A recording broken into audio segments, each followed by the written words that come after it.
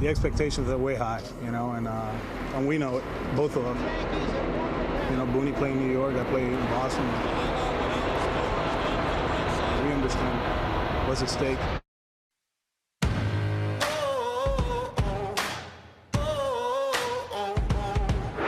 This is a big day for the Boston Red Sox organization.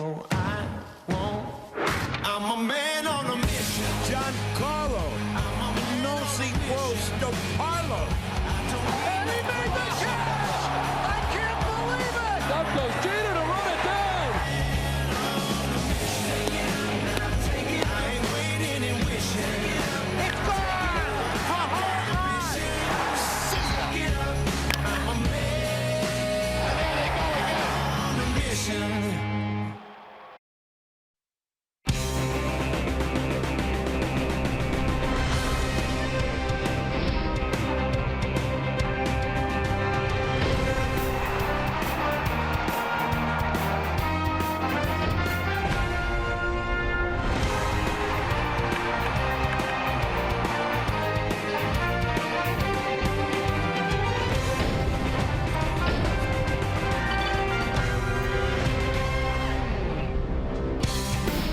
Tonight from Fenway Park, we bring you the first meeting of 2018 between the Red Sox and the New York Yankees. The Sox carry an 8-game winning streak into this one with an outstanding pitcher's duel, Sale against Severino.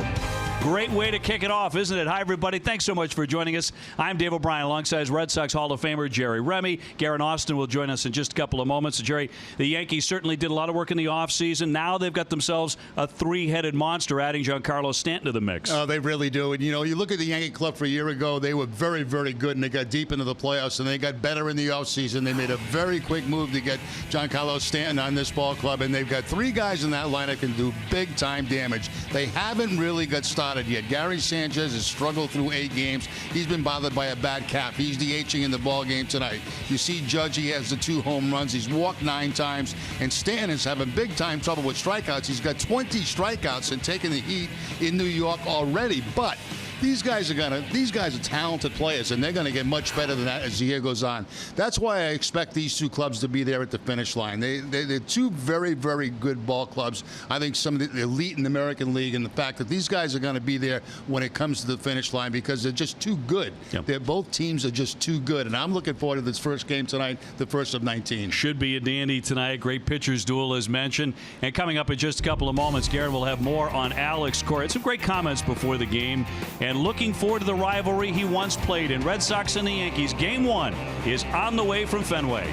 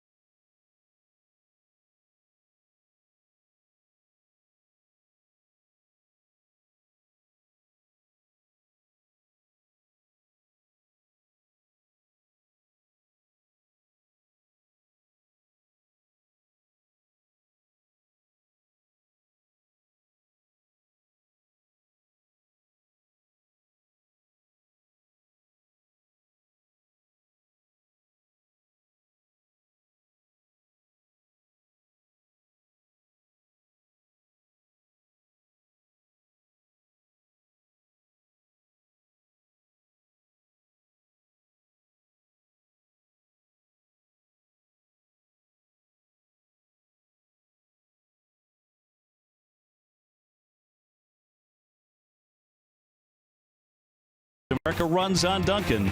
Lexus and Alexis Strikes Out Hunger program. Plain Ridge Park Casino. Murphy's Boxing returns Saturday, April 28th. Visit murphysboxing.com. And by Southwest Airlines, low fares, no hidden fees. That's transparency.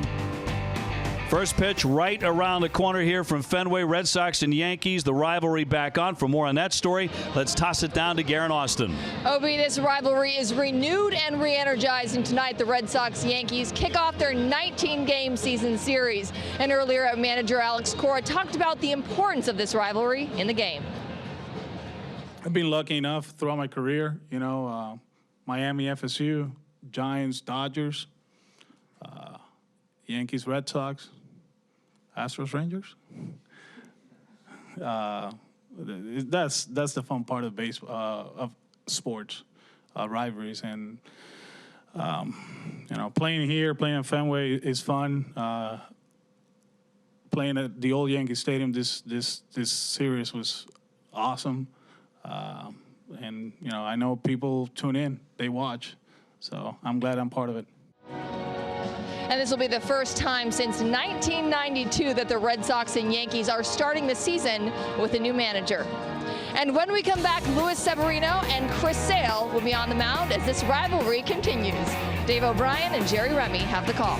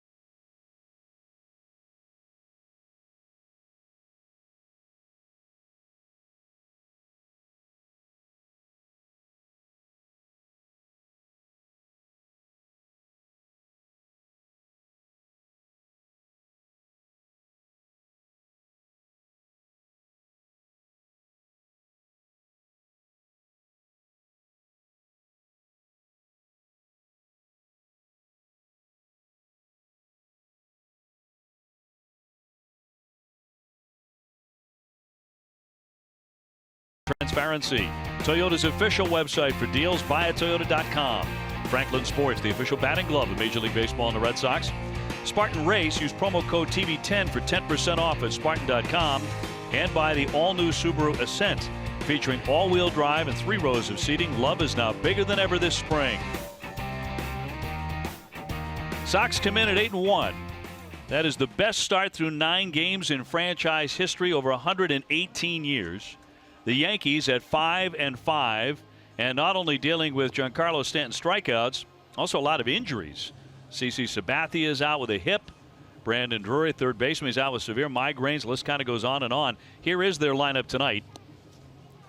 Chris Sale will take on. Neil Walker will lead it off. Aaron Judge in right. He has 2 home runs. Stanton in left. Gary Sanchez, the DH tonight. As Jerry mentioned, he has an ailing calf. Gregorius at short. Austin at first. Miguel Andujar at third base with Austin Romine doing the catching. And Shane Robinson just up from the minors.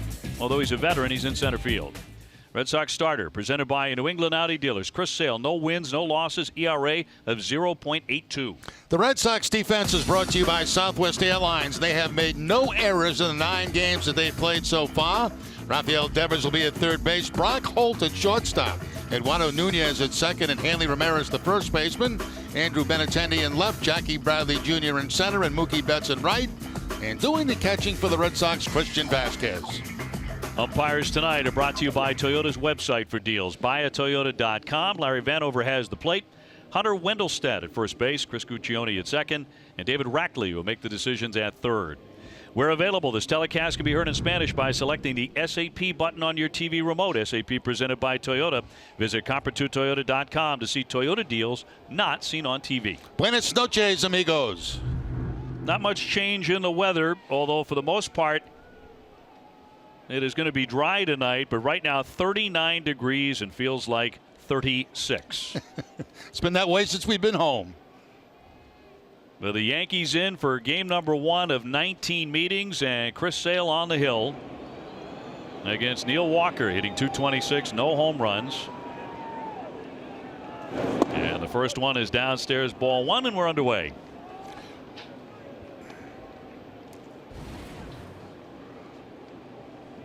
Walker's a guy who's been around a little bit. He's a switch hitter.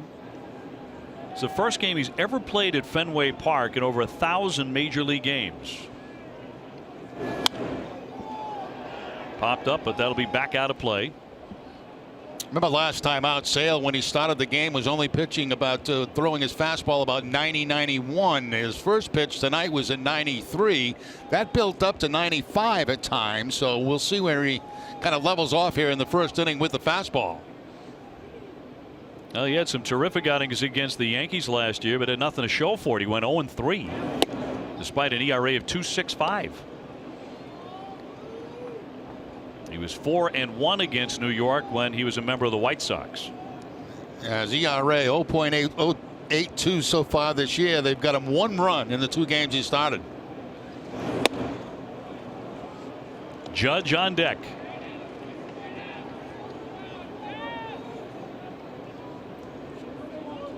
And then Stanton for the first time ever against Chris Sale.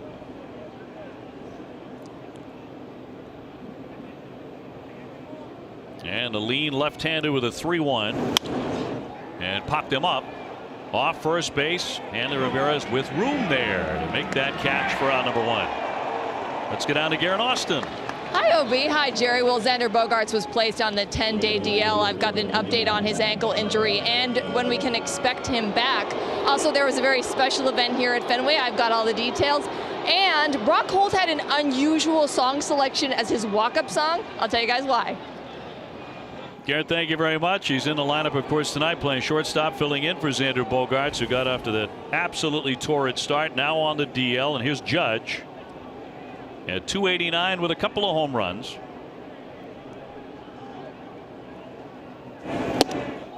And he looks at a strike. Yeah, Judge right now on a 7-game hitting streak. As Dave mentioned, the 2 home runs, 7 RBIs. He has never had a hit against Sale. 0 for 12 with 10 strikeouts.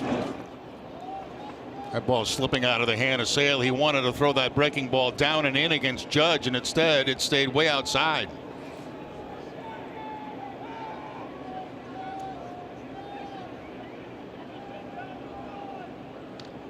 The Rookie of the Year in the American League last season. And he lines that one into left field. On the move, Benintendi. At the warning track, he'll scoop it up. And Judge has his first career hit against the left-hander, a single.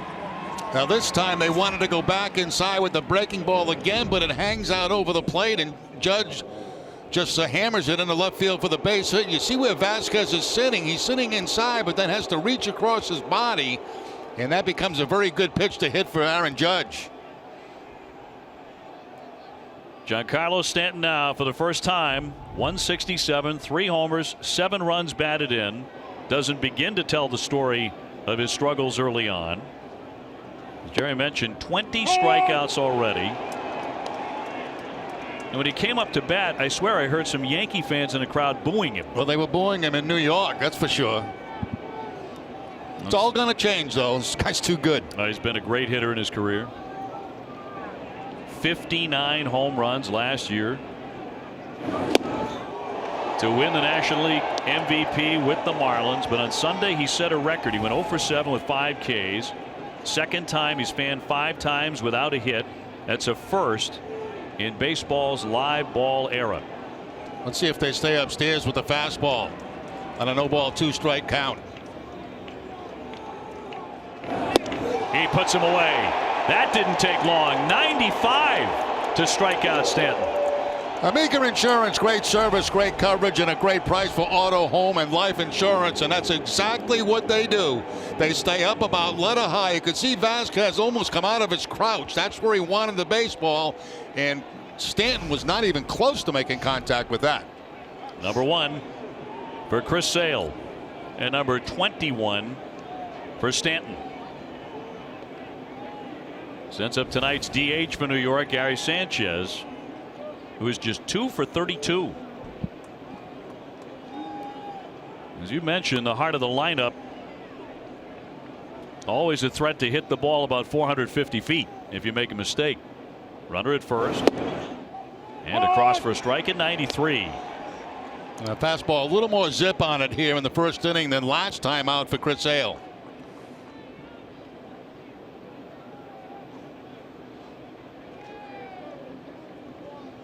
Sanchez missed the last 2 games because of a sore calf, so he's not catching.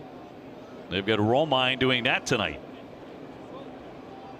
The 0-1. Tried to run it inside. 1 ball, 1 strike. I don't think he'll be running, but you got to keep your eye on Judge. He'll take a second base if you give it to him. He's got 1 steal on the season. Has been caught 1 time, so he's had a few attempts. He didn't get smaller in the offseason, did he? No. 6'7", 282. He's still growing. He's so young. I mean, Hanley's a big dude. Look at Judge.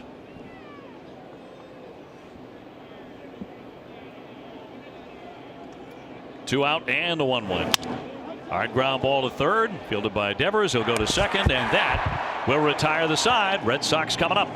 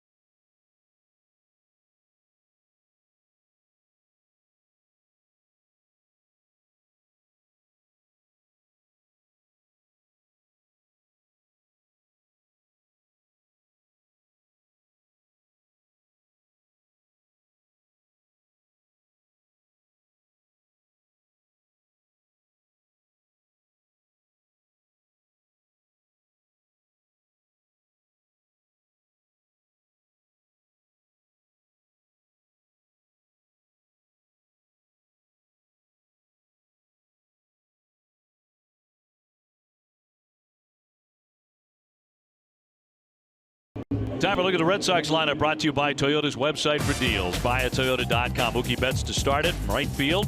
Benintendi in left. Hanley Ramirez at first base. Designated hitter J.D. Martinez. He has a 10-game hitting streak against the Yankees. Devers at third. Nunez at second. Jackie Bradley in center field. Christian Vasquez does the catching, and it's Brock Holt at short. In for Xander Bogaerts. And Luis Severino, the right-hander, off to a 2-0 start.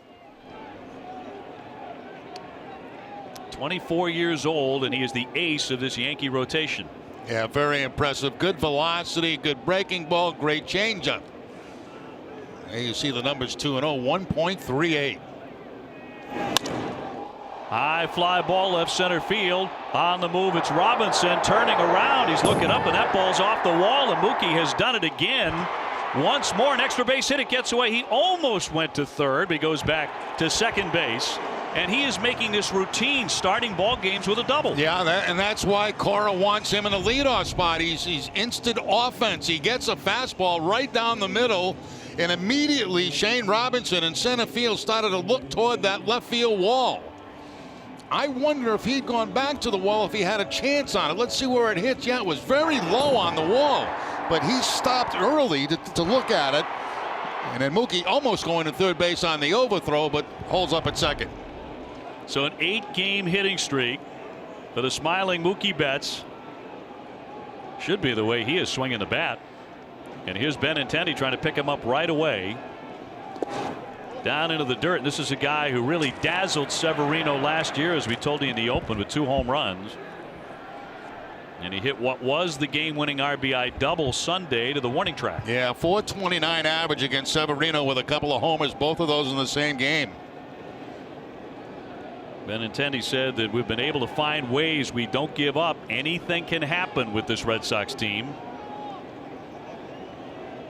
They were down 7-2 with 2 outs and 2 strikes in the bottom of the 8th inning and rallied to win the ball game.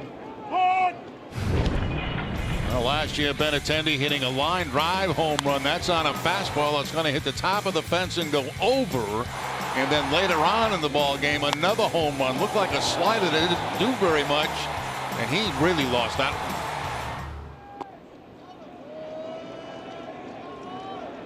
You know, the Red Sox had lost their previous 96 games when they trailed by 5 runs or more in the 8th inning. An amazing comeback. A lot of people say, well, it's Tampa Bay. But against a major league team and guys who are throwing 98, 99, that's an amazing accomplishment. Time now to see who's been driving the ball, presented by Toyo Tires. Benintendi against Severino, including the 7 RBIs. Toyo Tires, the official tire of the Boston Red Sox. And Severino has fallen behind 3-1, so a good count for Benintendi. Ramirez on deck. And he walked him, and that's the 10th time he's walked this season. He has been really, really patient. Notice the respect for Benintendi. He threw him a changeup in that situation right there and eventually drew the walk. So Red Sox get something going very quickly. Couple of men on, nobody out. Hit his count right here, and you see the changeup by Severino. He knows that Benintendi took him deep twice last year, so he tries something different. Well, the hit's not coming quite yet for Benintendi, but he is getting on a lot. Taking a lot of walks. 10 walks now. Yep. Now Hanley trying to cash in. Ramirez 324 with 1 homer, 8 runs driven in. And another good day at the plate on Sunday. 2 hits, 2 RBIs.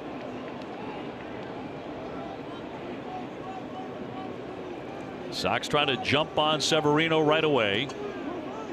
Excellent speed on the bases.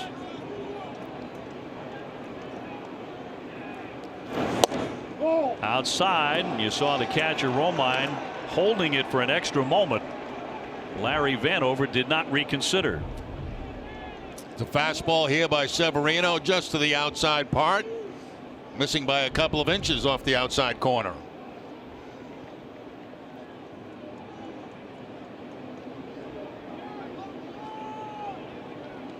Hanley has a 7-game hitting streak. Up the middle and through for a base hit. That's going to score Mookie Betts. Benintendi into third. He'll stop there. Hanley Ramirez with his 9th RBI, and the Red Sox lead the Yankees 1-0.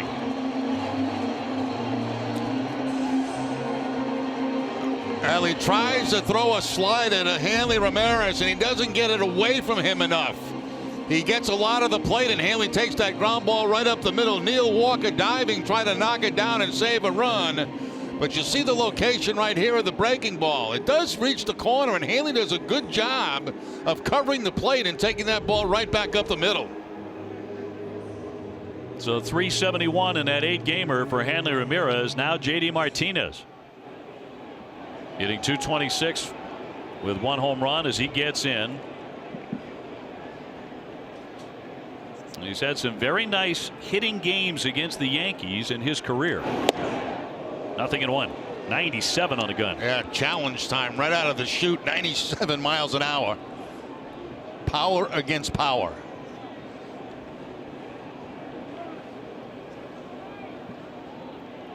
Devers on deck. Benintendi at third. Hanley Ramirez at first. Nobody out. 1-0. And knocked foul. 0-2. That was a mislocation that time. They wanted the fastball inside to Martinez. They got it outside and he fouled it off. But the count still remains no balls and 2 strikes. See how they set up inside? But then the ball slides away to the outside part of the plate and JD just fouls it off to the first base side.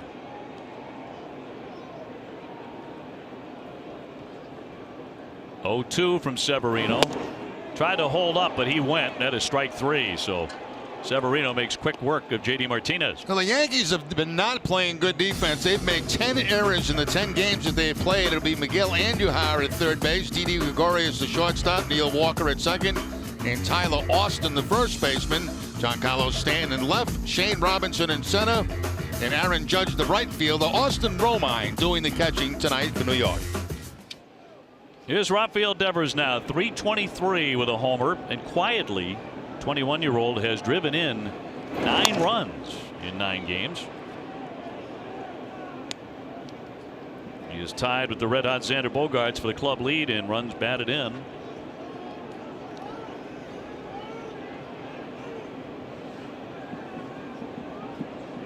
Sox ahead 1-0 in the first.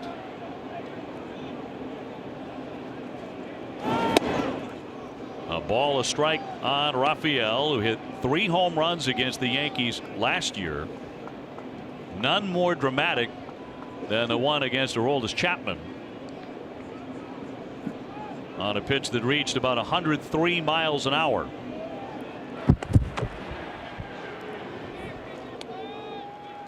Hanley at first base, 2 steals on the season so far, has not been caught.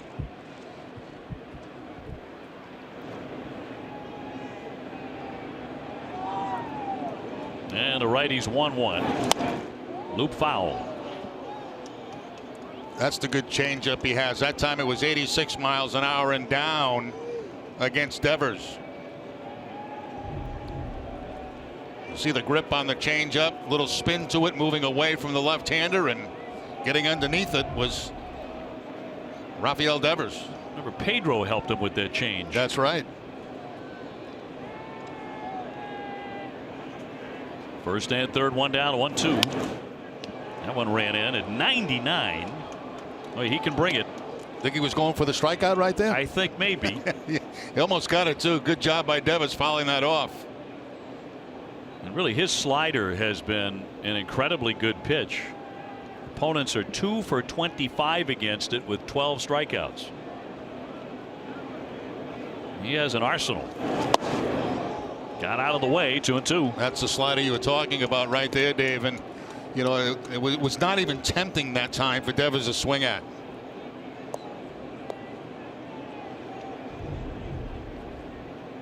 Starts out inside, so you can tell as a hitter that it's not going to be close to being a strike. 2-2. He's run it full on Rafael Devers. Nunez on deck. He's already walked 1 man. That was Benintendi.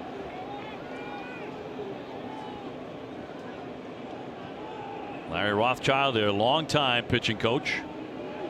He's a holdover for Aaron Boone. Hanley getting his lead off first base. Benintendi up third. Hanley takes off, and the pitch is downstairs for ball 4, and that is going to load the bases for Eduardo Nunez. Red Sox season ticket plans can provide fans with the best seats, price, and benefits the Sox have to offer. For more information, you can visit redsox.com/season tickets or call 877-RED-SOX-9. So a golden opportunity for the Red Sox here to really put a hurt on Severino and the Yankees right away. No place to put Eduardo Nunez, who has a 5-game hitting streak, and he's hit safely in 7 out of 8.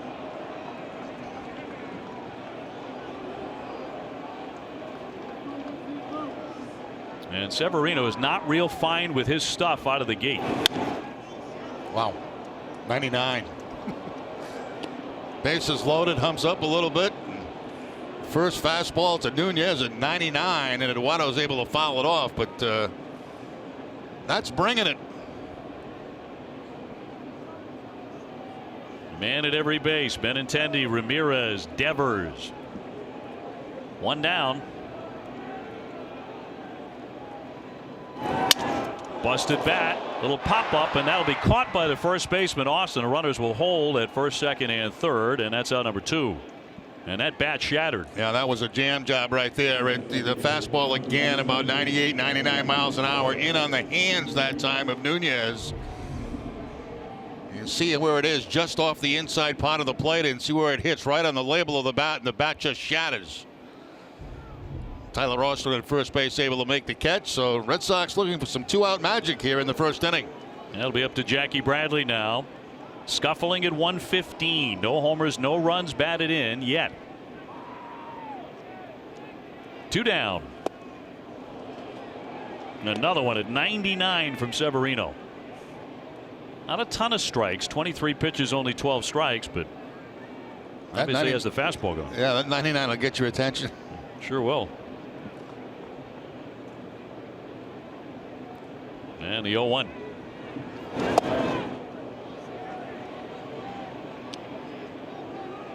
Jackie was 1 for 9 in the Tampa Bay series. Vasquez on deck. He's 3 for 14 against Severino.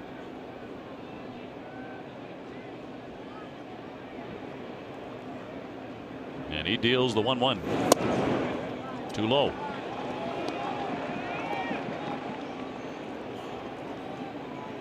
Outfield very deep for the Yankees all the way around, with the exception of Stanton in left field. So any base hit here with 2 outs should score 2 runs. You're going right on contact with the bat.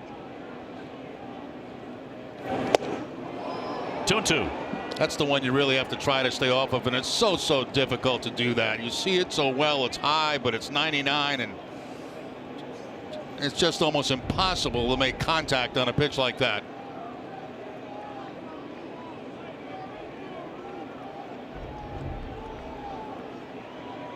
They lead it first, second, and third. 2 down to 2-2. And he got him. Again, 99, up and out of the strike zone. Red Sox settle for the 1.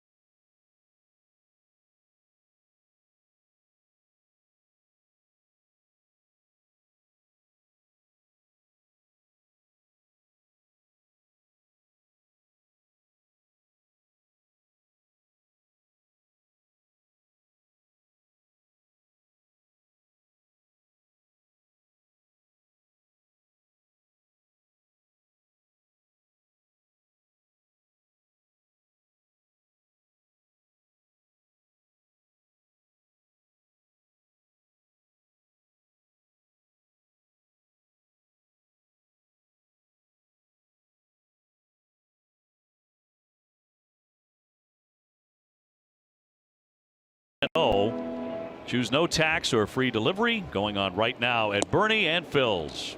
Jerry Remy, Dave O'Brien, and Garrett Austin with you. Another frigid night here at the ballpark. Nice start for Mookie Betts, a double. He scored a run. Red Sox did load the bases, but could only get the one in.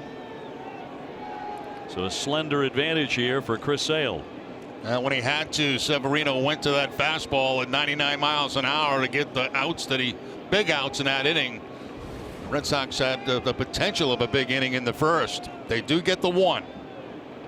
So Gregorius to lead off the second. He's batting .375 and he's hit 3 home runs. He's really turned into a fine player. Had an excellent year last year. Set a Yankee record for home runs by a shortstop. He had 25. Yeah, they had him in the cleanup spot a lot last year for the Yankees.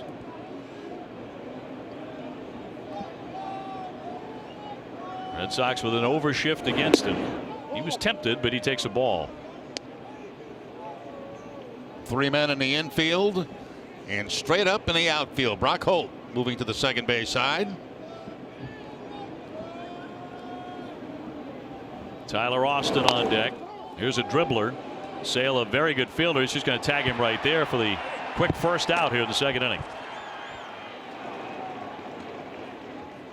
So pitcher unassisted. Our custom suits are designed by Joseph Abboud. They're made in America using one of the finest Italian fabrics. Now available at Men's Warehouse.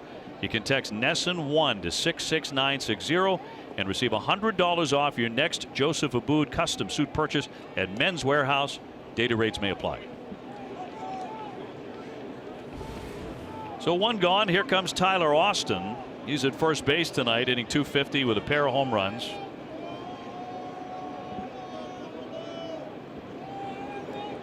This is the part of the lineup where Sale could really make some hay tonight. In particular, little pop up that's going to drop into right field for a base hit.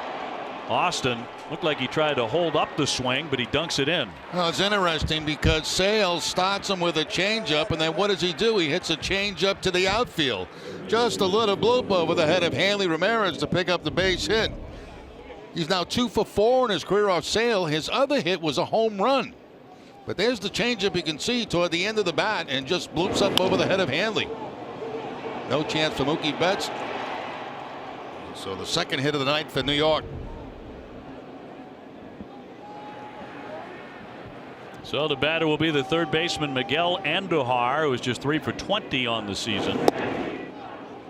23 years old. They called him up briefly last year for his major league debut. He's one of their top prospects. In fact, Baseball America ranked him number 5 in their system coming into this season. Very good minor league hitter. Hit .315 last year, below the big league level.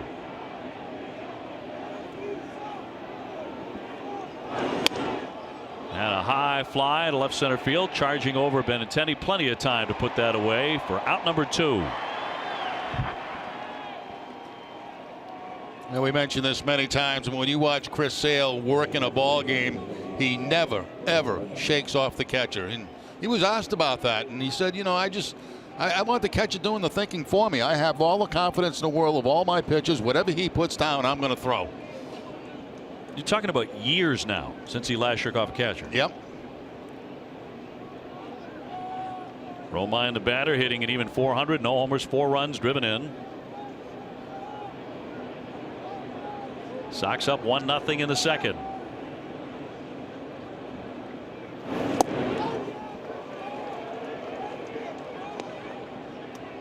Chris Sale leading the American League in victories since 2012. Also in strikeouts, ERA, quality starts, WHIP. Games with 10 strikeouts, games with 12 strikeouts. And the list goes on and on. And a strike.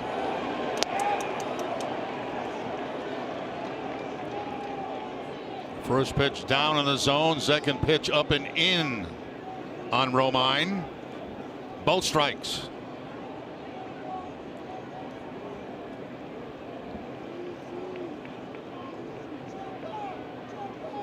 Austin on at first, 2 down, the 0-2.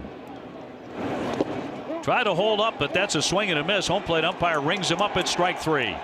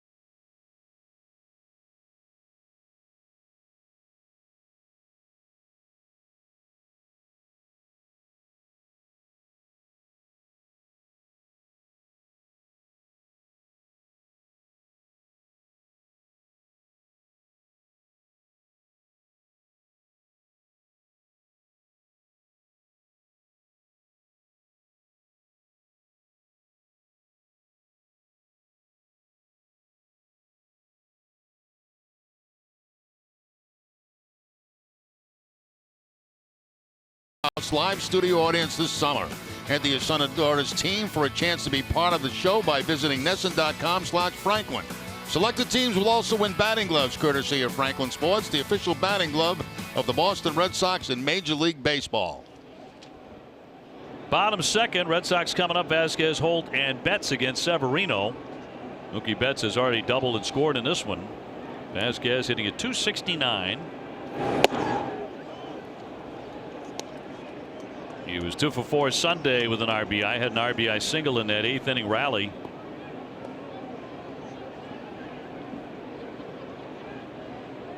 And Craig Kimbrell would salt it away, closing it out, and the Red Sox would win their 8th in a row. Off the outside at 98. Severino faced the Red Sox 4 times last year. He went 2-1. 3 of those he was really tough. There was one start in August where the Red Sox knocked him around, though. They got him for a season high 10 runs. Tried to hold up, couldn't do it. Swing and a miss. Well, that's nasty right there. That's that slidey we're talking about, and he can really spin it up there. A late breaker. And completely fooling Christian Vasquez. Could not control the head of the bat.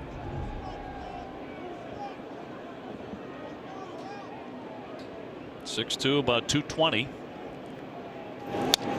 Got a piece of it.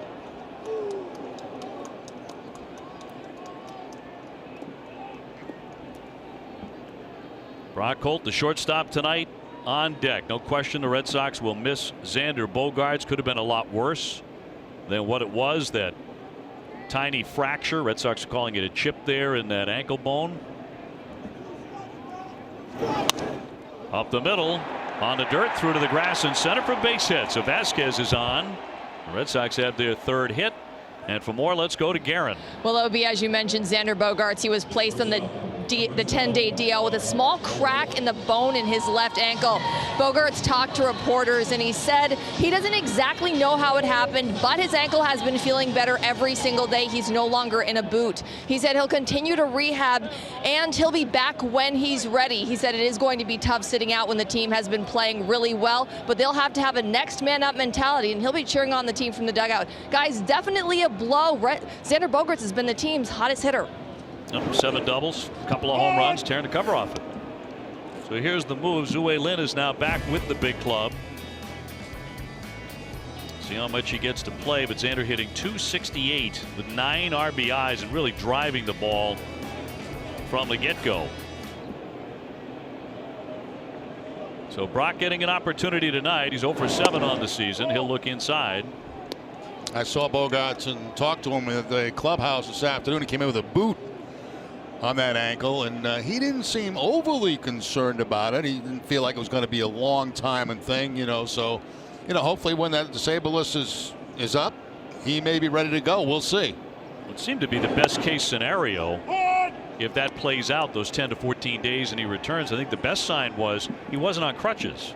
Right. This is the play on Sunday where he kind of slaps the ball toward the dugout and chases it down to keep it out of the dugout, and somewhere in here when he hits that wood is where that chip happened in his ankle, or just below his ankle, he told me. 2-2 on Brock. Mookie Betts on deck.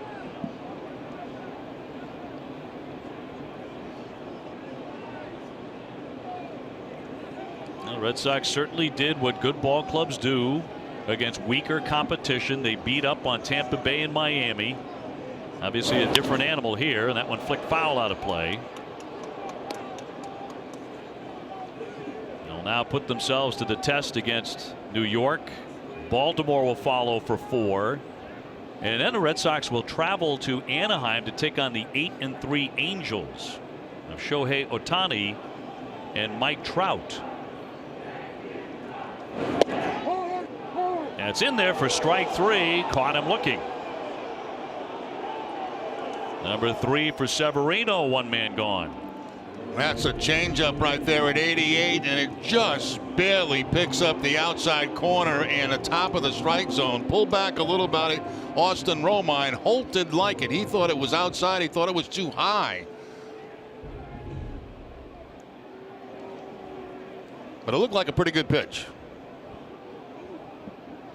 So 1 away. Vasquez at first. Mookie Betts now 1 for 1 with a double and a run.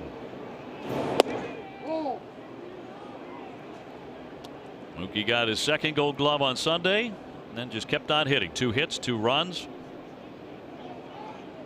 He had one of those 8th inning hits in the comeback. Red Sox had 3 doubles in that inning, all with 2 out.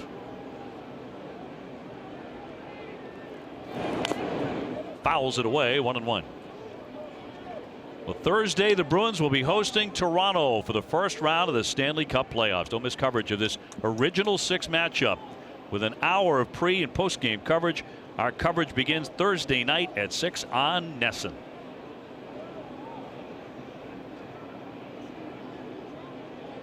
Fun time for Boston sports. Here's the 1-1. Thursday, Red Sox Yankees will move over to NESN Plus.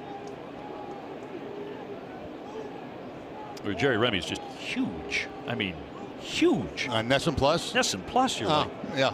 That's an international, too. Superstar here and in Hungary. I don't know how that works. 1-2. Line shot into left. That's down for a base hit. Vasquez moves up into second base, and Mookie's 2 for 2. I'll tell you, both guys in this inning, Vasquez and Betts, have base hits on the slider, and that slider is nasty. Vasquez had to really reach down to get his base hit. Now this one, the Mookie is more over the middle of the plate, and he gets a good solid pot of the bat on the ball for the line drive to left field. Sometimes when you see his slider, you wonder how many times in a season does a team get 2 hits off a slider in an inning. So Sox at it again. 2 more hits in this inning and fouled away by Benintendi, who took ball 4 in the first. It looked like Severino was particularly careful with him, and now Romine goes out to the hill.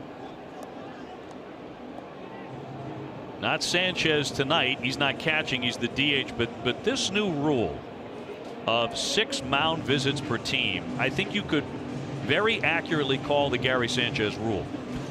because of all the mound visits, the incessant mound visits by the Yankee catcher over the last year or so, going back to last season, I think that was instituted for that reason. Now we've seen a big difference in the first number of games that we've had as far as visits. There's not many infielders going out there, not many catches going out there unless they absolutely have to. 0-1 off the outside. And quite frankly, I think the pitchers like it. Yeah, I think they appreciate it.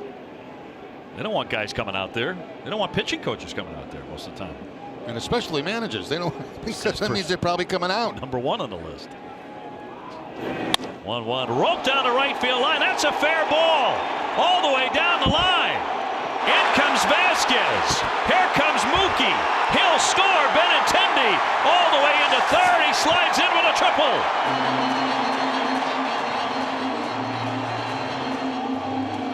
All 3 hits this inning have come on the Severino slider. A rocket down that right field corner. Judge had to be very careful down there. There's the breaking ball again.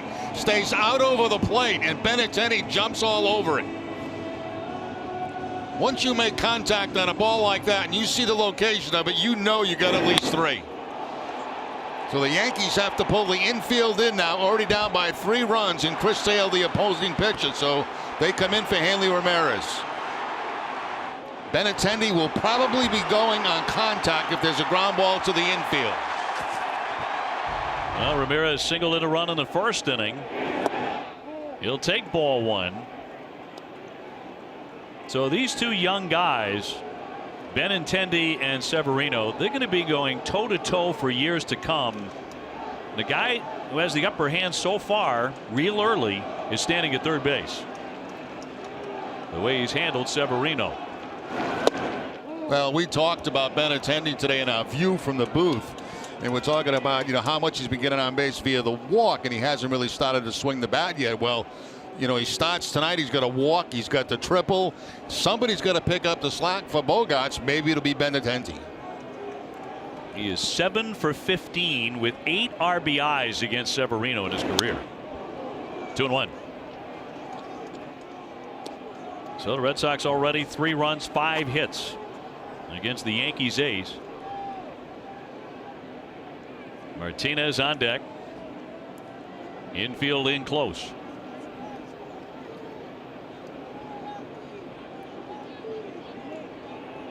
Only 1 out.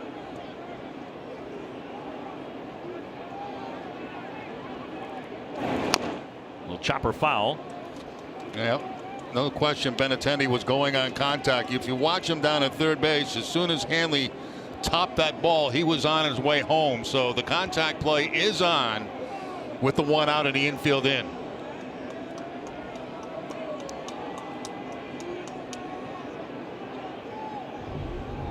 Watch Benintendi at third base and watch when contact is made. He reads ground ball, off he goes, but it's foul.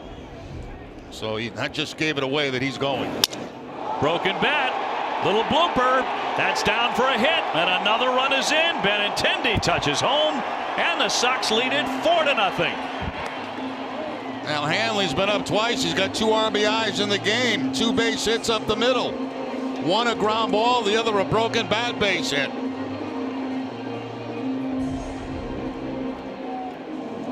You see that bat shatter. But it drops it in front of Stanton out there in left field, and Benintendi scores.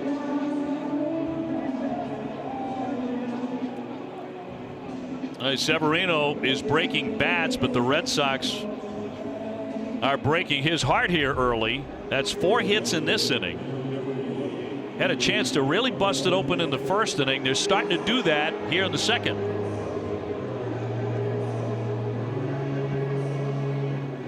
So Hanley has just taken over the club lead in RBIs, chasing in Benintendi, who tripled in a pair. And now they would love J.D. Martinez to get in on the fun. He struck out in first inning.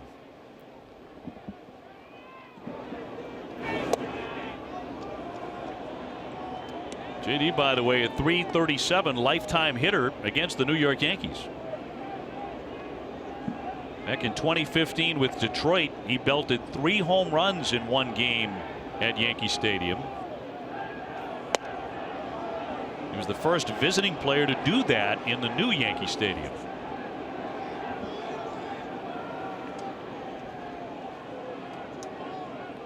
Red Sox in front 4-0.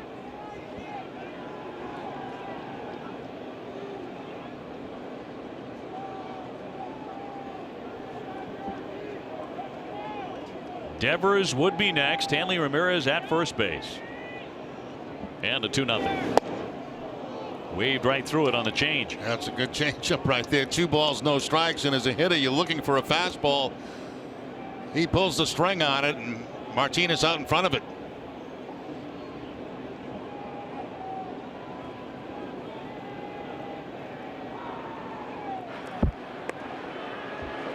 Another check on Hanley just in case. Hanley's wondering why he's throwing over. 2 stolen bases. Said in spring training several times, I intend to be a 30-30 man again. It's been a while since he's done that, but he is serious.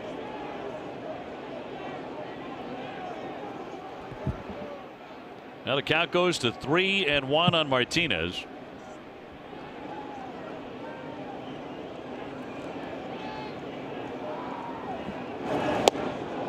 3-2. Every time you think you're going to get a fastball, you don't get it. The 2-0 count, he threw him a changeup. The 3-1 count, he throws him a slider.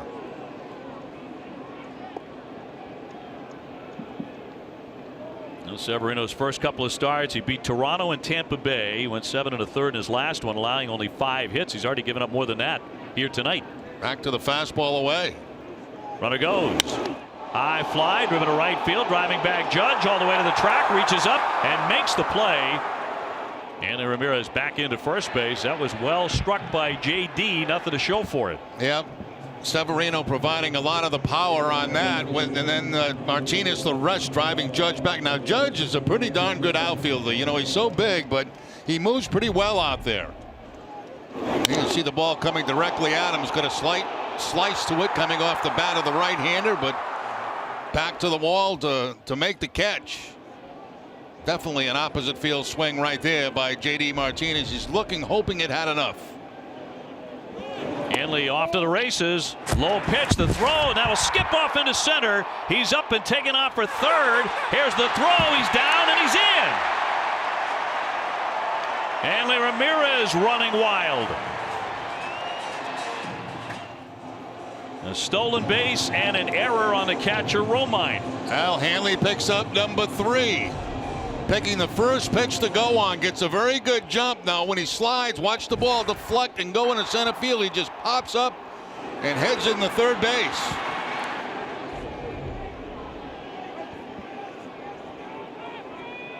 Two down, another man at third for Boston. And a ground ball hit to Walker.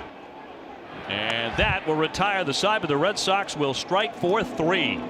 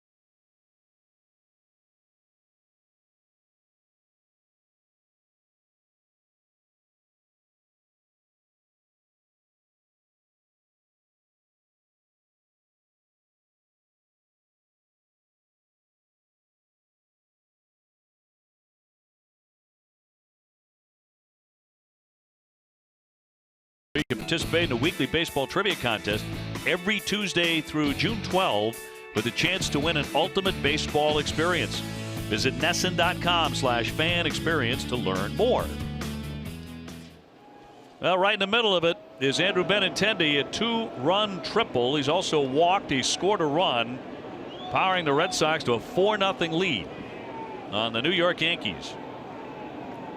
In support of Chris Sale, here's the number 9 man, Shane Robinson. They just called him up from the minor leagues and put him in center field, a veteran. 33-year-old who was signed by the Yankees in February. And it's Neil Walker and then Aaron Judge. Popped into right. Out goes Nunez. He says he has it and makes the play for out number 1. Friday is Chris Sale bobblehead night here at Fenway. First 10,000 fans receive a Chris Sale K-Counter bobblehead presented by W.B. Mason. For tickets and more, visit redsox.com/promos. Hopefully they'll bring a couple of those bobbleheads to the booth, which they normally do. Yeah, you're begging a little bit. I mean, yeah, well, you know, you got to beg every once in a while because I'd like one too. Yeah. Line them up on the shelf in the office. You know, Walker here. He's 0 for 1. He's popped out foul to first. You have an office? You have an office in your house? I do have an office. Do you really? You got an office? No, nothing. You don't have an office? I have a chair and a TV. It's a Big old TV, though. Yeah. Your TV's the size of my office. I don't need an office. I can't figure anything out anyway. I had to beg for the office, though, because it was Debbie's. It was my wife's. And I was like, I got a lot of stuff. A lot of stuff, like stuff that I just, want to keep out of the way. And and I want to store it in there. And she said, okay. Yeah. Under one condition, you keep it clean. So I'm in there like, with my little dust rag and everything. I get it. I think it's important that you should have a place for your stuff. Yep. Keep your stuff, all together, and you do a lot of prep work at home before you come to the ballpark. So I get that. I basically do nothing. I come here and I don't really need an office. I don't need one. I know you do a lot of work when you get here. This is your office. When I get here, yeah. It's nice and calm in the afternoon. And this, by the way, is the best view of any office you can have. Exactly. I'm looking out at the ballpark. It's nice and peaceful, nice and quiet. And you like it that way. There it is. There's Jerry's office. There it is. It's got Nesson. It's full of Nesson all over it.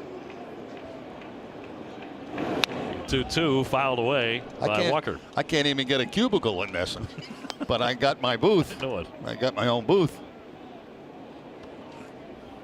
I hope you don't mind if we share with you. We get this usually about 7 or 8 people, and today it was more like 50 or 60 people. Very, very crowded. First Yankee game of the season. Very crowded booth. Yeah, everybody wants in, and I get it. I mean, it's added excitement. The 2-2. Red Sox up 4-0. Yankees coming in at 5-5. And has anyone glanced at the Yankees' May schedule? It's probably one of the toughest stretches that any club will have to play. 11 of their first 13 games in May are just, against the true contenders for the World Series. They go to Houston, they play Cleveland, they play the Sox again in New York. Then they go to Washington to play the Nationals. That's a tough schedule. See the 5-5 start for the Yankees. Toronto at 7-4. We'll see them at the end of our next road trip after you guys get back from the West Coast. We'll be in Toronto to finish that trip. Yep, you'll be rejoining us then. Johnny Gomes is going to be at the microphone. He'll be filling in for the Rem Dog. First part of that swing, that West Coast swing. And Eck will be in the booth on Friday through Monday. Red Sox getting ready for their first West Coast trip. Seeing those Angels. 2-2. Hammered towards short. A dive, and he's got it. He's going to throw, but it's going to be late. Outstanding effort there by Brock Holt, but a base hit for a Walker. Our key matchup presented by Sullivan Tire Complete Auto Service. We're always here to get you there. Aaron Judge and Giancarlo Stanton 11 for 71 with 1 home run, 31 strikeouts against the current Red Sox pitching roster. Nice effort by Brock Holt at shortstop to get to this ball, but really you had no chance at first base. But you can't help yourself. You make a play like that, you think you can throw anybody out. Judge with a base hit to left his first time up. Thinking home run there, but it's 0-1. Yeah, thinking fastball, but didn't get it. Got the changeup that time from Sale. Judge with 52 home runs last year. He set the all-time rookie record, passing Mark McGwire, who hit 49 in 1987.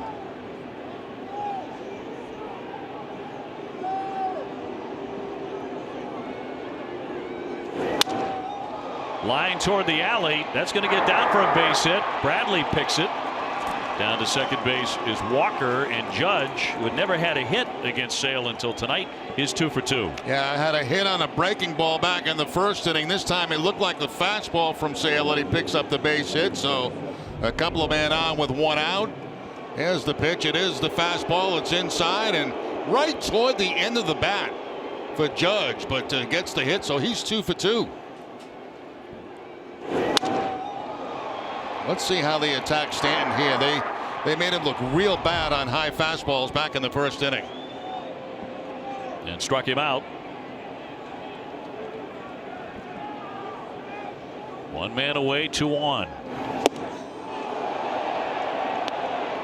Yeah, right now he's got a little loop-de-loop in his swing, and I'll tell you that he becomes very vulnerable to a guy that throws hard with a high pitch. Acquired from Miami in a December trade, so the Yankees take the remaining 10 years of his $325 million contract.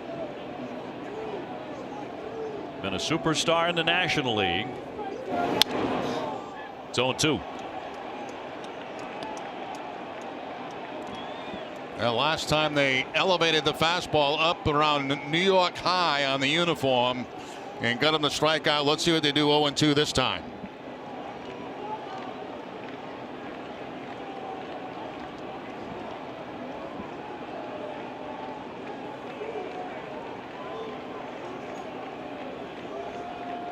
Sale trying to get him again. The 0-2. High fly foul out of play. They go upstairs again, but that time Stanton's able to foul it off.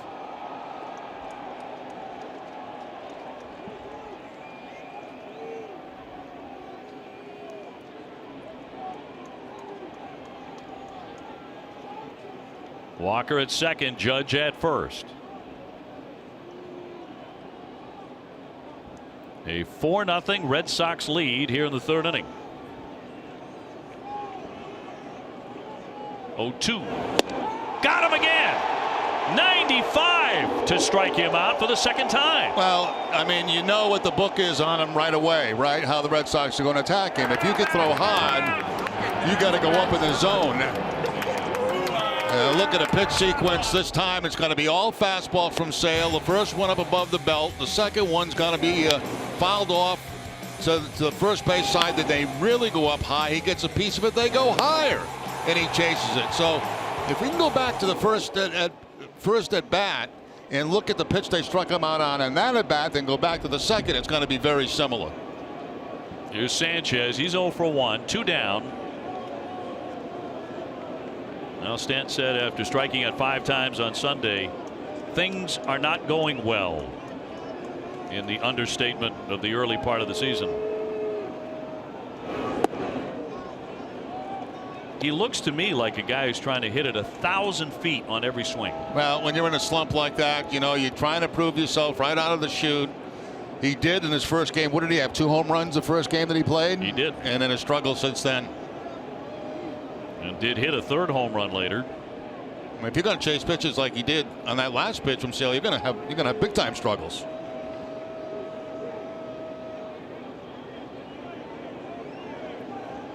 Well, Sanchez having troubles of his own. He's hitting .061, but another big time slugger for the Yankees.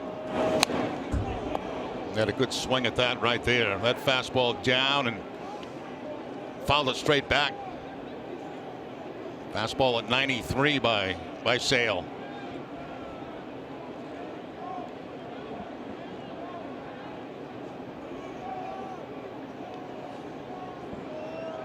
One thing is for sure about Gary Sanchez, he means to swing the bat. He only walked 40 times all last season. He is up there to hack.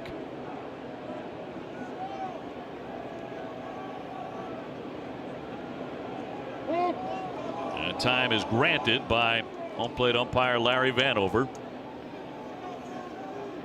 Sox with a run in the first, 3 more in the second. The big blow of Benintendi triple to drive in 2.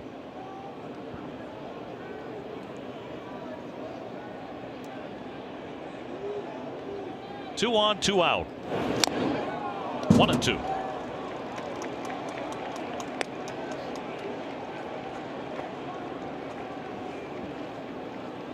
Chris Sale looking for his first win on the young season. He's the only pitcher in history to start consecutive All-Star games for 2 different teams.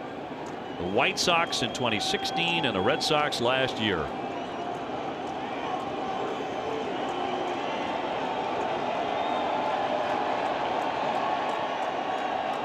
Looking for back-to-back strikeouts. Fouled back. Try to elevate again on Sanchez just the way he did on Giancarlo Stanton. But that time Sanchez able to foul it off.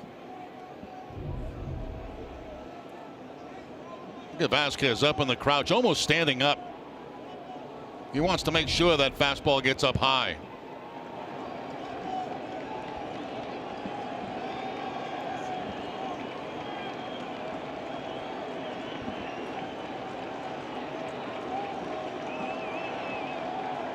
Sale with men on base, a little more deliberate.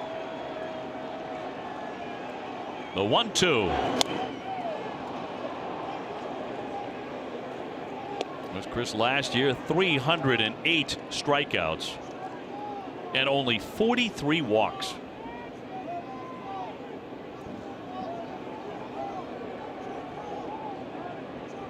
And hates ball 4. I think the two guys on this staff who just despise them more than anybody are Sale and Rick Porcello.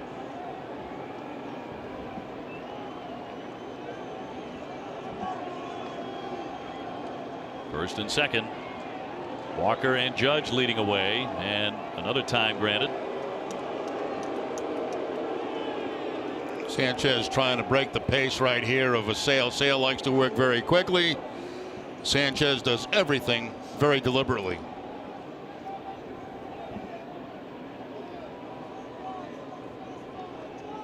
David Price against Masahiro Tanaka tomorrow night at 7:10. Another outstanding duel.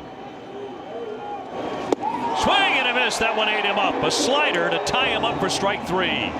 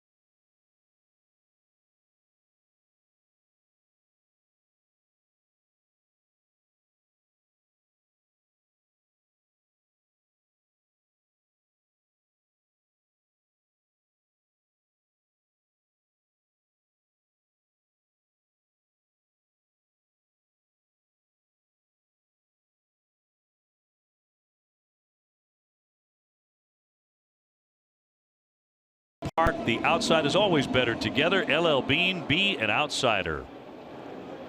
Last half of the third coming up here at Fenway. Red Sox with a 4-0 lead on the Yankees. Nunez will lead things off here against Severino. Red Sox have gotten some very good swings against the right-hander. Mookie Betts has a pair of hits, a double, a single. Benintendi with a triple. And Hanley Ramirez is 2 for 2, 2 RBIs. Really, the top part of the Red Sox order, top third of the order, has done a lot of damage already. Sure have. Betts with a couple of hits. Benintendi's been on twice. That big triple, a drive in 2 runs. Hanley's had 2 hits, 2 RBI. Try to hold up the appeal, and no swing, says Wendelstedt. Well, that's a tough pitch. You know, he made a couple of mistakes in the game with the slider, but it is, for the most part, very nasty. And, well, that's real close. Nunez says, nope, I didn't go. Nunez, big fan of swinging a bat at Fenway. 340 here. So he floats that one foul.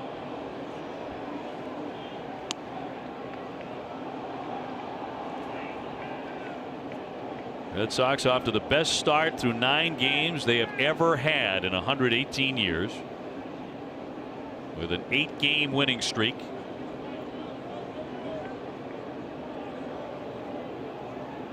And the 2-2 from Severino.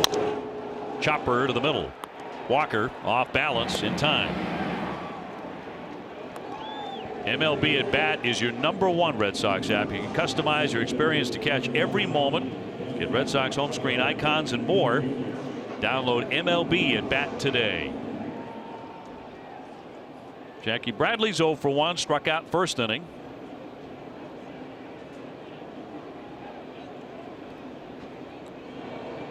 Hey, we got word what went down between Arizona and St. Louis the other day. Torey Lovullo, the manager of the Diamondbacks, of course, is a guy we love. He's here with the Red Sox as a coach. Terrific guy. Done a great job with the Diamondbacks. Got him into postseason play last year. And almost got into a fight with Yadi Molina, great all-star catcher of the Cardinals. And they had to be separated. We found out later that Torey was the guy who kind of touched it off. Yeah, with some foul language. Yeah. And has since apologized for what he said. And I can certainly understand Molina getting a little bit upset. Not just a little bit upset. Very, very upset. Fly to Robinson. And that'll be the second out in the 3rd inning.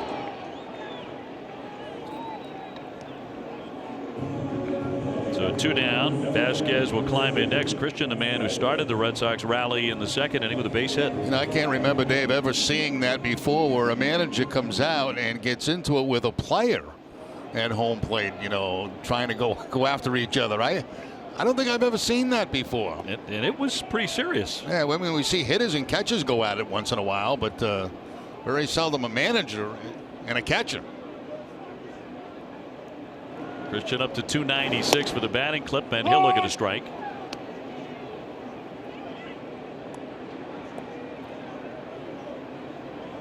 Sox went 8-11 against the Yankees last year. This is the first meeting of the new season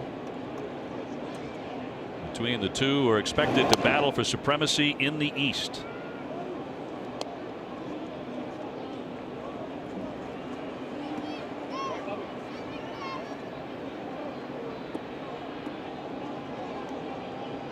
Vasquez very much at home at Fenway Park last year. He batted almost .350 in home games. And the 0-2 up the middle.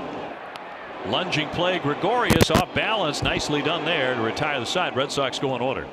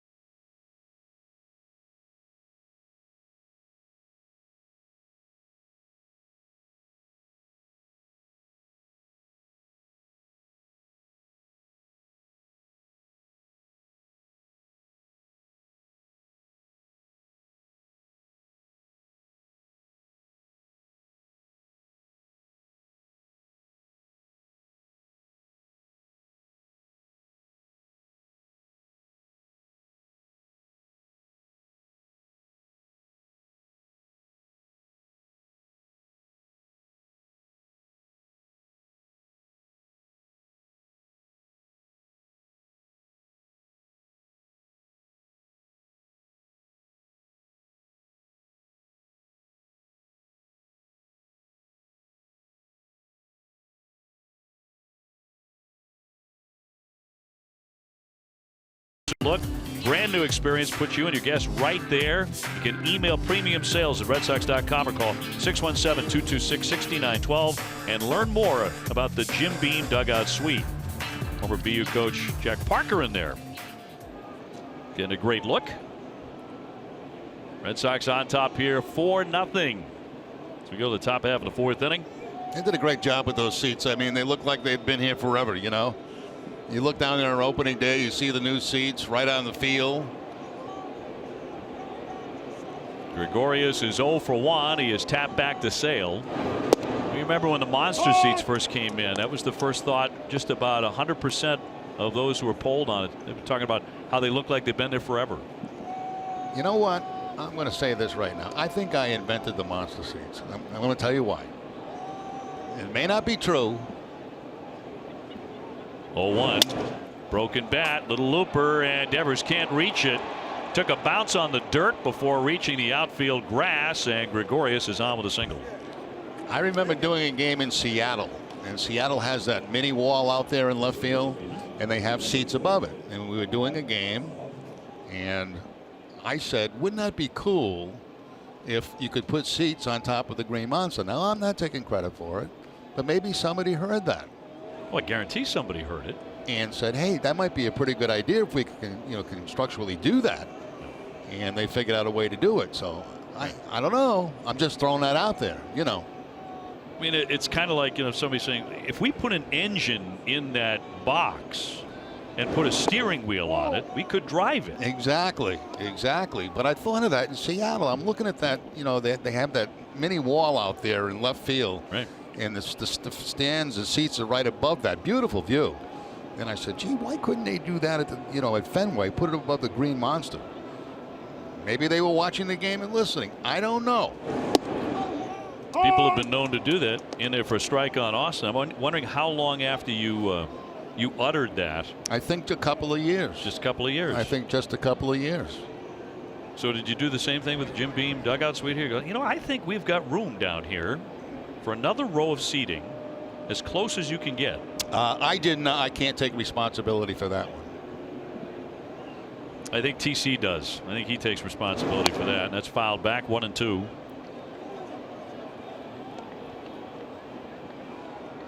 There was a time where there was some chitter chatter that they were going to put people behind us in the booth. Really? Yeah. And I wasn't really crazy about that because that'd be kind of weird, wouldn't it? Staring at the back of our heads for 3 hours, making suggestions. Yeah. Who knows? Guys, I thought that was fair. Check swing, but did he go? He did. And now he will go and take a seat. That is strike 3 as Sale gets Austin. Once again, that fastball, and he gets a lot of strikeouts on fastballs up and away from right-handed hitters. That ball just takes off, and they can't seem to lay off it. No question that was a swing. Sale number 5. Here's Miguel Andujar. He has flied to center, 0 for 1. Red Sox leading 4-0 over the Yankees. After a very nice start with the bats against a very tough pitcher. Boy, did he go for the downs, but he came up empty. Andujar trying to put a couple of quick ones on the board. Did hit 16 home runs in the minors last year. He was the Yankees minor leaguer of the year. They got him at third base tonight. Yankees come in with a bunch of injured guys, including Jacoby Ellsbury. He wailed away again. And just, it's 0-2. Yeah, just challenging him. Fastballs, 93 for Sale with the fastball. You got a couple of guys blazing tonight. You know, you got Sale at 93, 94, 99 at times for Severino in cold temperatures. Gregorius on at first, 1 gone, the 0-2.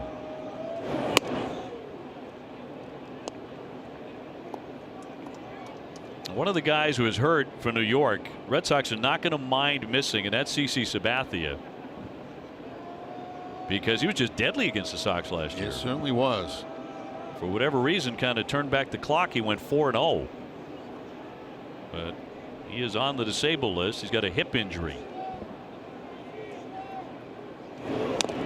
Just got a piece of it to hang in there.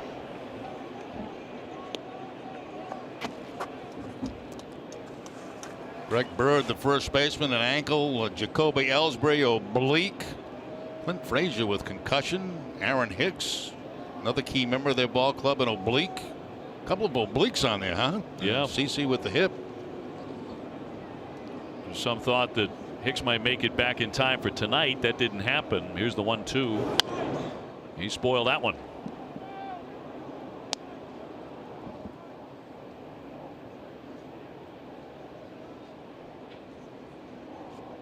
Romine on deck.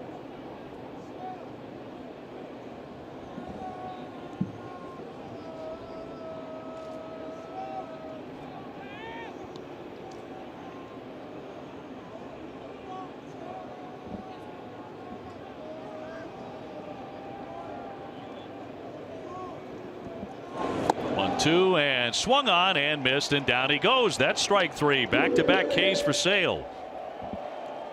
Well, Sale going to the changeup that time. After a number of fastballs, he goes to the changeup down and away to pick up the strikeout against Andujar. And Andujar has the big swing again, but this time it's on the off-speed pitch. That's a perfect spot for that after coming inside with a couple of fastballs. So half a dozen strikeouts for the lefty. He got this man the first time, Romine. He fanned him in the second inning. Well, our thoughts and prayers, all of us here at NESN, are with Gary Roy and his family tonight. His wife Aylin and the kids Andrew and Elizabeth. Gary, who is the PR man, runs the show for NESN.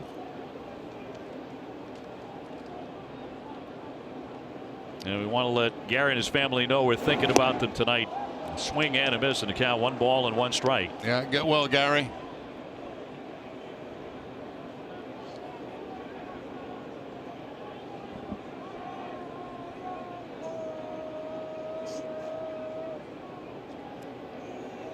And Sale gave up a base hit on a little blooper into the outfield. Barely made it to the outfield after 1 bounce on the infield dirt. Now he's come back to strike out Austin and Andujar and trying to make it 3 in a row. We have seen this before from the 6'6" left-hander when he really gets rolling on that strikeout binge.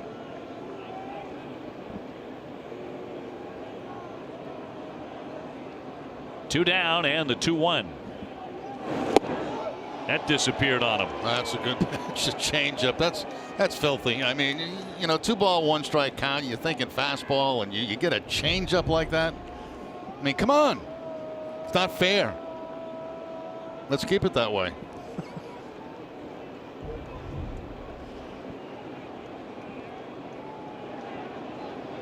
The 2-2 to Romine. Just missed. Sale started to walk toward the Red Sox dugout, hoping he could get that call, but the ball did appear to be a little bit inside. Came back at 96 miles an hour, too. Yeah, reached back for a little extra on that one. The hardest fastball he's thrown tonight. He and Max Scherzer, the only 2 pitchers in baseball to strike out at least 200 men 5 years in a row. Of course, 300 last year for Chris, and a swing and a miss. He gets 3 straight.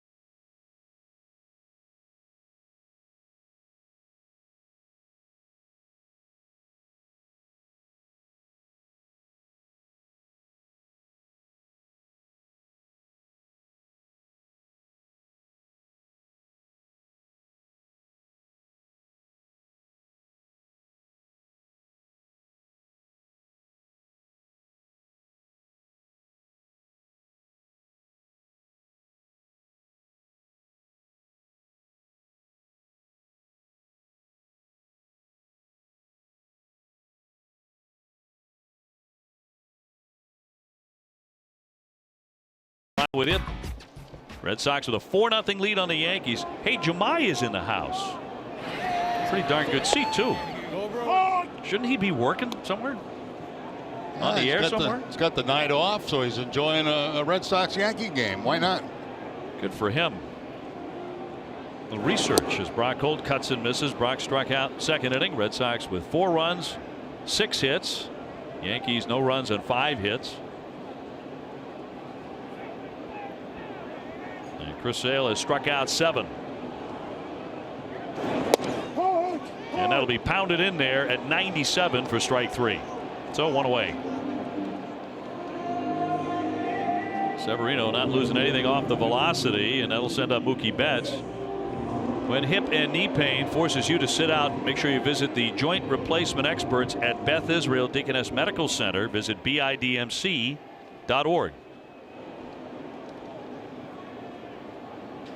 So Mookie has lifted the batting average in this 8-game hitting streak up to 400. Tonight a double, a single, 2 runs. And he started the night with a wall ball against Severino.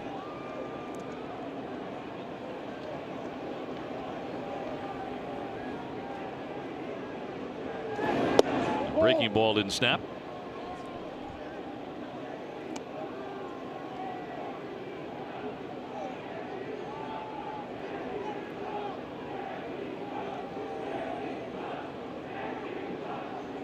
Base is empty, 1 down.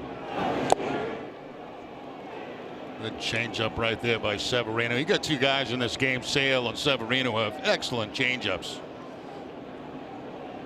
He'll throw them at any time.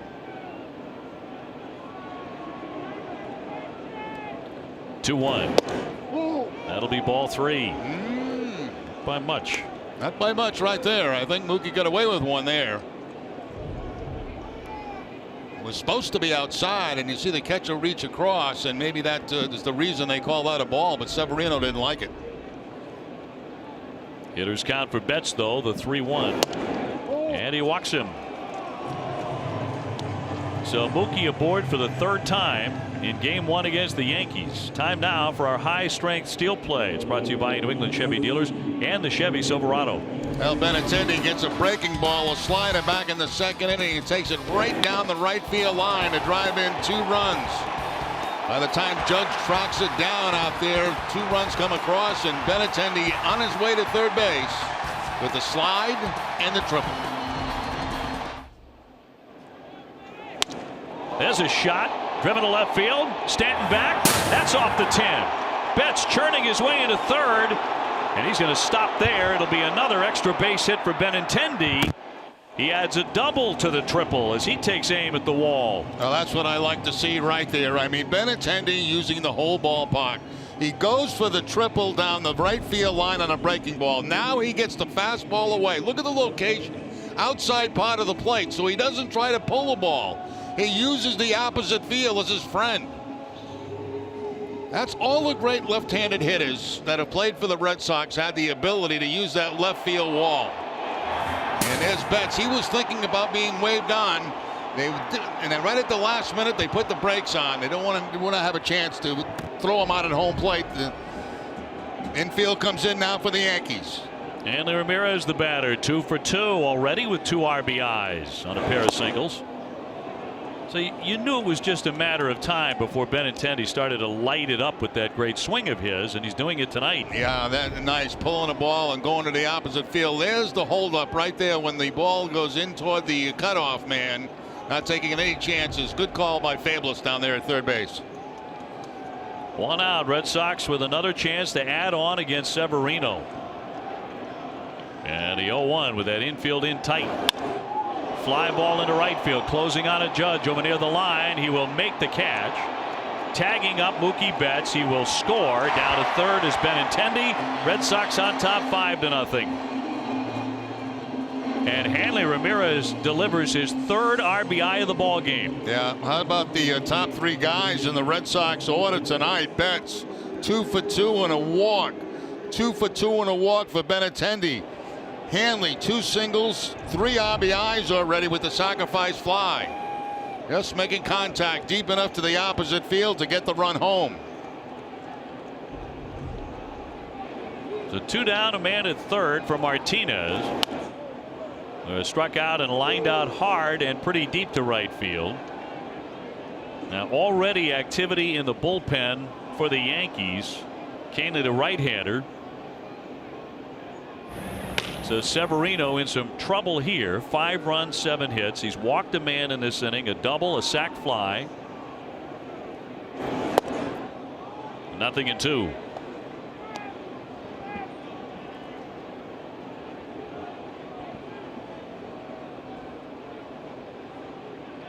Devers would hit next if given the chance. Benintendi with a triple, a double, and a walk. Against a pitcher he doesn't mind seeing it all. High chop, deep short. Gregorius steadies and gets him. That'll end it, but the Red Sox add another.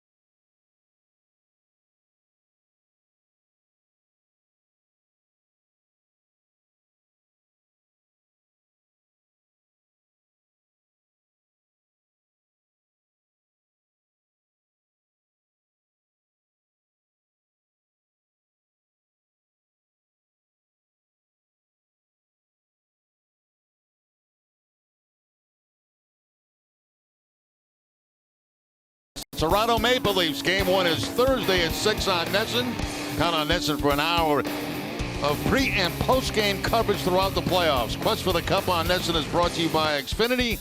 Xfinity X1 will change the way you experience TV.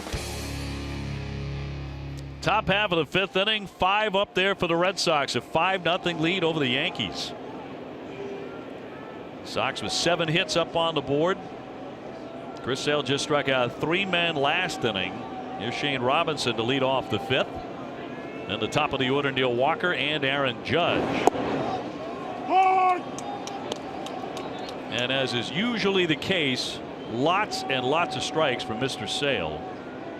64 pitches, 49 for strikes. That's 77%. Oh, 2.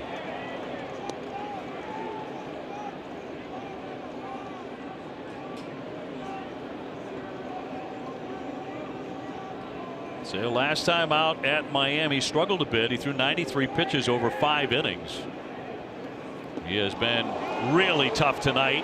That'll be another strikeout if he fires on to get him, and he does, and that makes it 4 in a row. And 8 for the game. He gets Robinson. After a couple of fastballs, he drops that breaking ball on him, and not even close as Robinson on that one. That ball bouncing in front of the plate. Nice job by Vasquez blocking that ball. Clears himself with a runner, throws to first, gets the out. Top of the order, Walker now. He popped up his first time up. Had an infield hit the next time. So he has a 6-game hitting streak. Been around a while, 9 years now, along with the Yankees. He's played for the Brewers, Mets, and the Pirates. Got a little bit of power. He had 14 home runs last year. Socks that one to left center field, but Jackie Bradley has it measured. 2 fast outs. Time for our Dunkin' Donuts poll now. In your mind, who is the bigger threat in the Yankees lineup, Stanton or Judge? Text 1 for Stanton, 2 for Judge. You can text your answer right now to 536 536. Message and data rates may apply. 1 message per vote.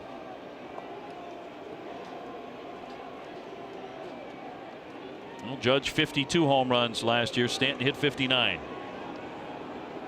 It was over in the National League. Judge is 2 for 2 with a pair of singles.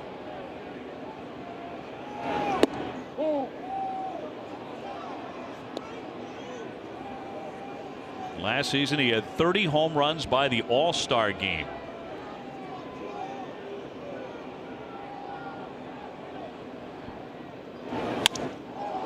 To Deadaway, center deep. This one way back here and gone.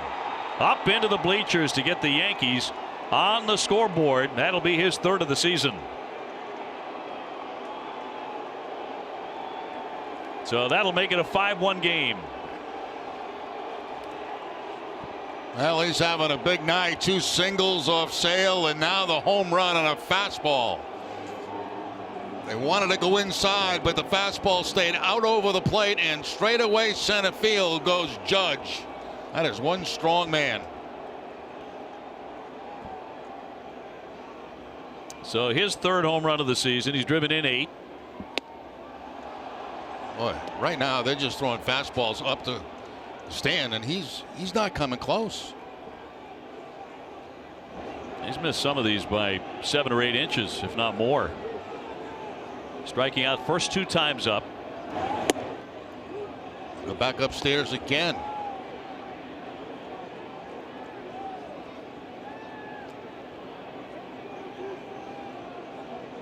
Vasquez taking a peek at Stanton, making sure he's not peeking back.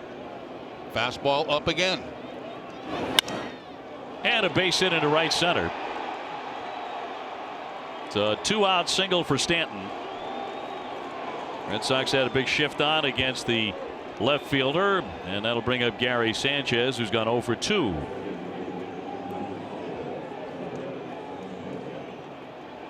Sanchez reaching only a couple of times this season, a pair of hits for him. So he's hitting .059. One of those hits a home run.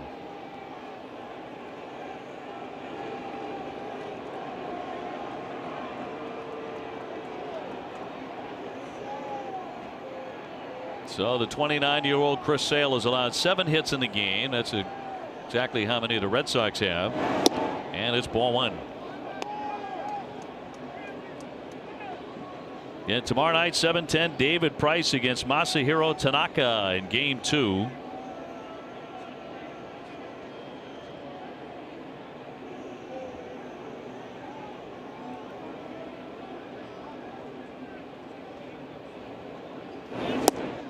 Yankees still haven't announced who they're going to pitch on Thursday against Rick Porcello in game 3.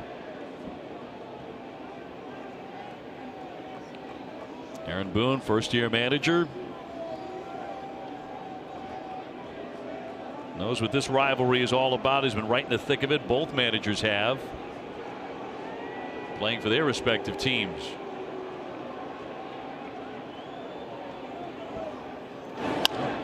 And popped him up.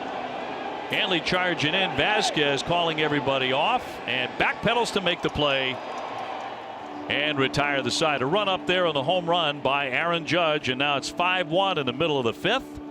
Time for us to go out live to our pal Elliot, Jordan's Furniture. Elliot, how are you doing on the monster seats? Jerry, this is awesome.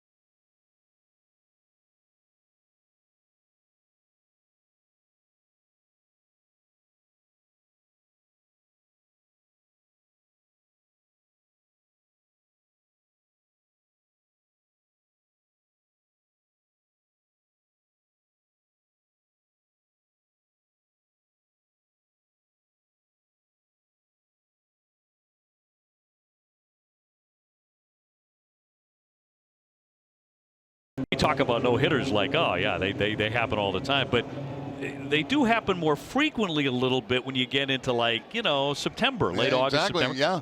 September call-ups. That's a good call. I'll tell you. It's I got a feeling that's going to happen. On the last half of the 5th inning, endeavors to lead things off. Yankees are on the scoreboard, but the Red Sox on top 5-1. Just got word that the Yankees are going to start Sonny Gray on Thursday against Rick Porcello.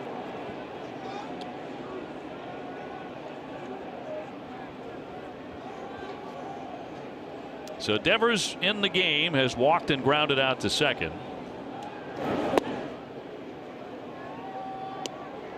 He drove in a pair of runs with a clutch 2-run, 2-out double in Sunday's 8th inning rally. And just about everybody had a big hit in that one.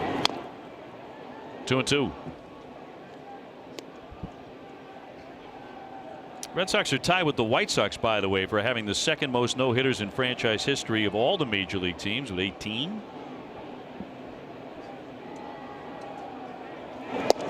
And that's going to catch the corner for strike 3, and no argument from Devers, 1 away. Sox fans, you can trust Ace Ticket for lower prices, better service, and a great selection of tickets with a 200% guarantee. You can chat with a specialist right now at aceticket.com. The reason I asked Elliot about the fact, can it be multiple pitches? It happened to me, against me. It was the last game of the season. I was with the Angels, 4 Oakland Athletics no hitters. And Dick Williams said after the game, enjoy the offseason, boys, because you stunk. Sounds like a deep drive to center field. Robinson back. He's on the track. He's got room to put it away. Nunez sending that one for a ride, but 2 down. I've been no hit a lot. I mean, Bert Blyleven and Dennis Eckersley when he was with the Cleveland Indians no hit the Angels, and I've been behind Nolan Ryan, one of Nolan Ryan's no hitters. There've been quite a few, and involved with quite a few here in the booth. So I think there's an excellent chance that could happen. I really do, especially with the pitching staff the Red Sox have this year. And like you say, combined no hitter as well counts. So as Elliott said, buy all the furniture you possibly can if you're in the market. That one ripped the other way for a base hit for Jackie Bradley. Because with a no hitter you win, and you don't have to pay for any of it.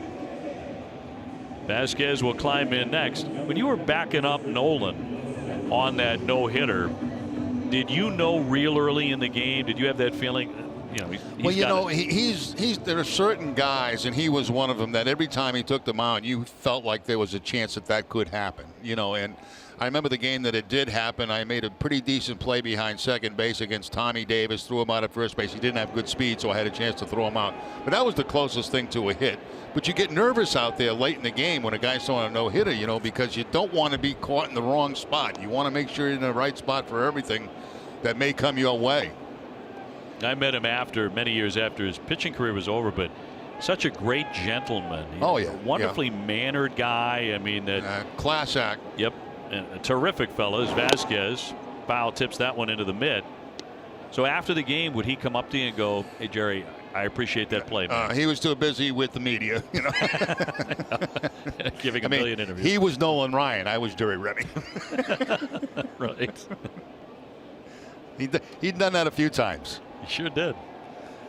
And how many one-hitters did he have? He had a million of those too. 0-2 on Vasquez. Red Sox with a 5-1 lead. It got to a point when he was pitching at times that you would just you almost fall asleep in the field because nothing was coming your way. He was not going. It was a strikeout or a fly ball. There was really no ground balls that hit against him, or a walk. He walked a lot of guys. Did he ever get hurt? Yes, he did have surgery after my I was going to say freshman, after my rookie year. He had surgery on his elbow. I think he had some bone chips removed, but that's it. Very strong legs. That's where he got all his power from. You saw that with the Met staff with Seaver and those guys. Yeah, those drop and drive guys. Yeah, very powerful legs. And Nolan would grunt, wouldn't he? Yeah, he would. Yeah, there's a lot of things he did. Throw 104 miles an hour too. 1-2 on Vasquez. One of the greatest all-time pitchers.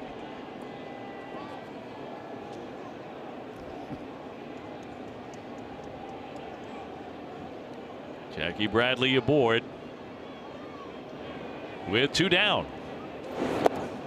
And went chasing for strike 3. Red Sox will strand 1.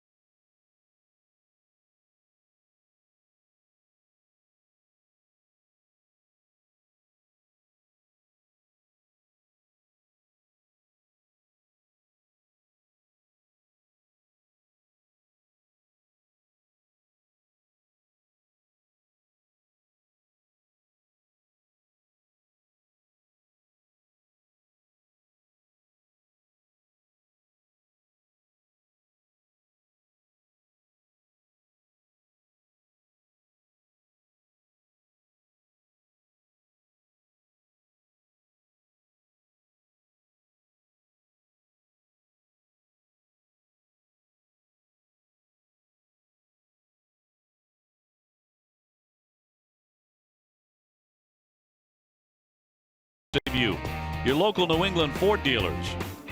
William Rivas Real Estate, the official realtor of the Boston Red Sox, and by Sullivan Tire and Complete Auto Service. Chris Sale and the Red Sox on top of the Yankees 5-1 as we move to the 6th inning. He'll get Gregorius, Austin, and Andujar. That's 5, 6, and 7 for New York.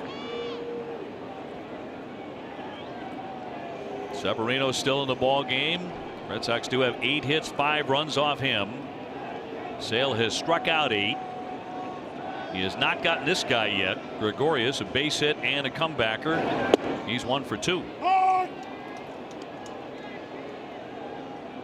Sox trying to get off to a 9-1 start.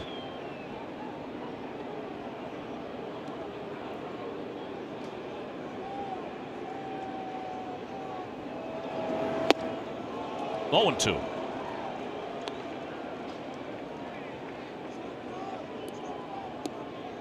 Gregorius last year drove in 87 runs, only made 9 errors. Is the everyday shortstop. Might have been their most valuable player every single day, day in, day out. Had the position of replacing Derek Jeter at shortstop for the New York Yankees, and he's played some great baseball for the Yankees. 0-2 to the right side, knocked down a little bit by Nunez, but it spins off into the outfield, and he's going to be on with another hit.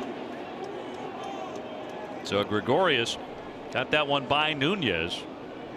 You know, he stays in there so well, especially even against a left-hander like Sale. I mean, there's a top-spin line drive that quickly gets by Nunez. And 2 for 3 is Gregorius in this game. Second time tonight that they have had the leadoff man on in an inning. Tyler Austin now is a base hit and he has struck out.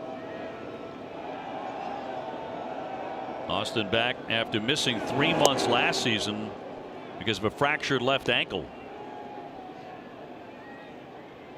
He had 2 home runs on March 31st against Toronto, so he has some pop.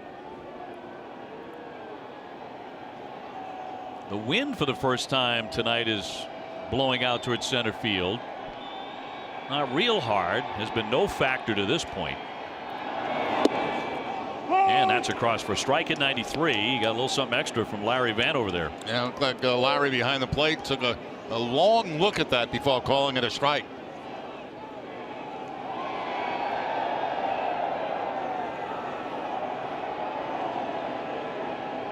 So if he can get Austin here, it'll be his 9th of the ball game. 9th strikeout for Sale. Here's the 0-2.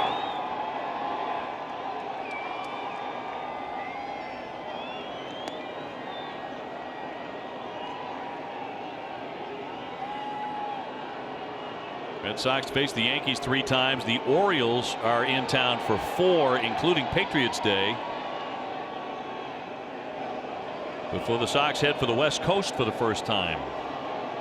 First stop will be Anaheim. Fly ball into left field. Benintendi has the ground covered. 1 man gone.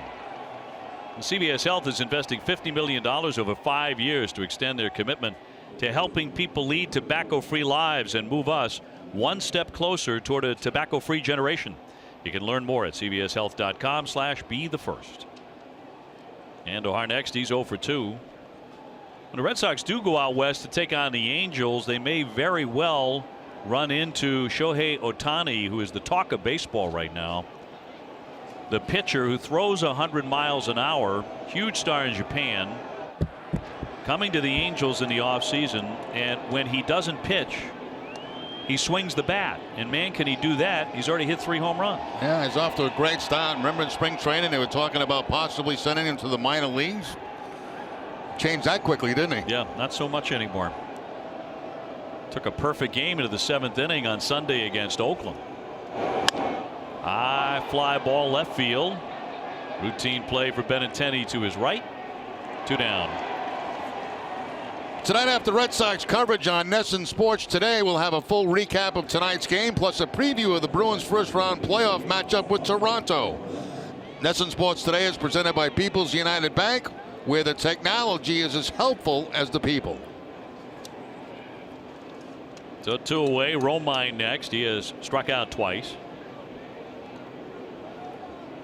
Ohtani, by the way, when he hits, bats left-handed. He is a right-handed pitcher.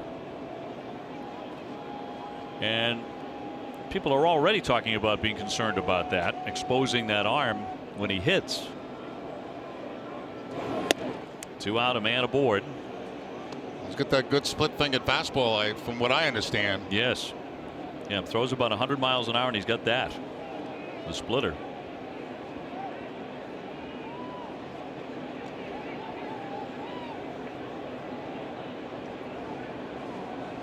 Five-1 Sox here in the 6th inning. That spun him around.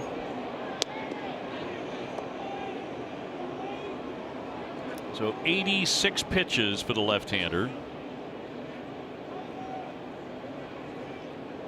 Who has gone 6 innings and 5 innings in his first 2 starts. And now into the 6th here tonight.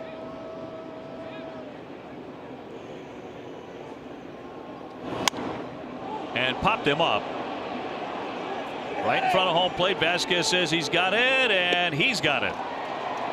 1 man left.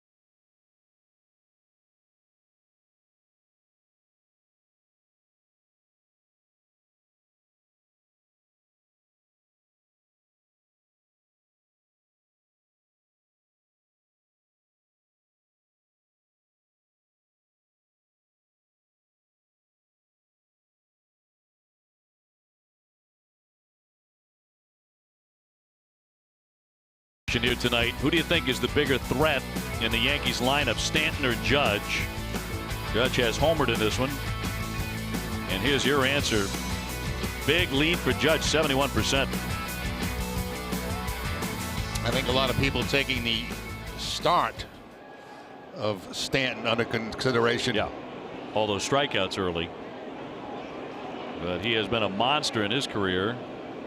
Brock Holt will lead things off. New pitcher for the Yankees, Tommy Kahnle, the right-hander. Toward the hole, diving effort by Austin, trying to feed the pitcher in time. So Brock Holt retired, one away. Now Brock Holt had struck out twice in this game, so he's swinging at the first pitch he sees. It looked like a base hit, but a very nice play by Tyler Austin, diving to his right. Kahnle doing his job by covering the first base bag, and they pick up the out. You'll see that a lot. When a guy strikes out a couple of times, he's not going to wait around for that third punch out. He's going to, a lot of times, swinging the first couple of pitches he sees. So Kahnle, a 3.18 ERA. They acquired him from Chicago, the White Sox, last year. And with the Yankees, he appeared in 32 games, and he threw the ball very well. 1-1, a 2.70 ERA. Gets ahead on Mookie Betts. Mookie having an excellent night with a double, a single, a walk, and he has scored every time he's been up.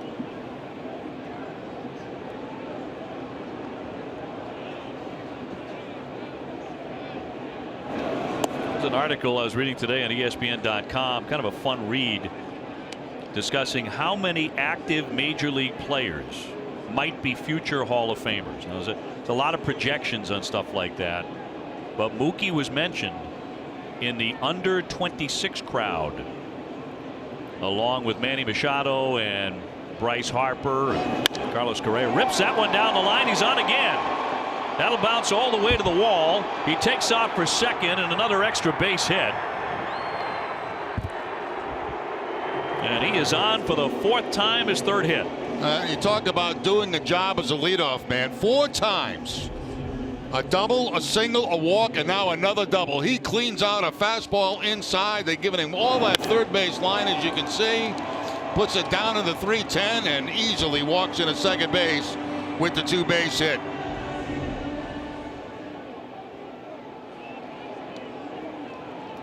His first 3-hit game of this season, 14 times last year. And he's looking more and more like the Mookie Betts of 2 years ago. He sure is. He is on fire right now. Not that he had a bad year last year. He certainly didn't. He drove in over 100 runs, but he is ticking up. Here's Benintendi. He's doing the same thing. A triple and a double tonight. And he'll take a ball. Red Sox leading 5-1 and looking for more.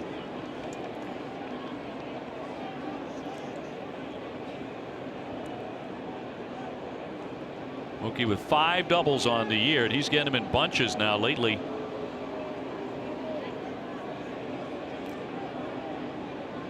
It's been a good spot for Benintendi early in his career. Runners in scoring position, 352.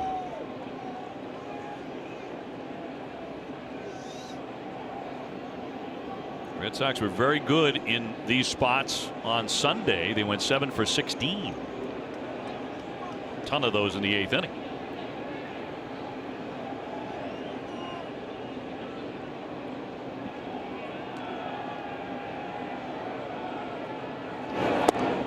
He lays off, and it's downstairs for ball 3.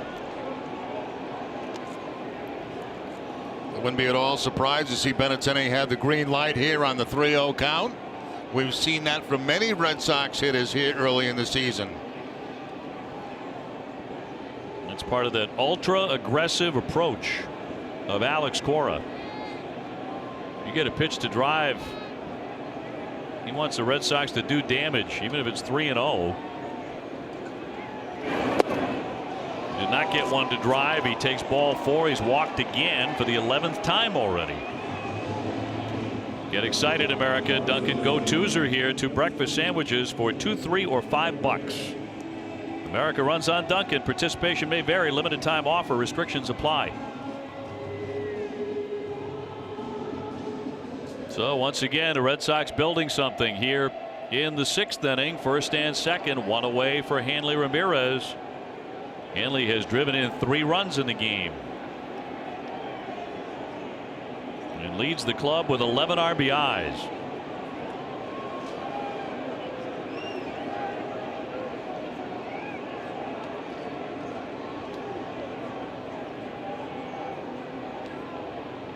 And Canley fires ball 1.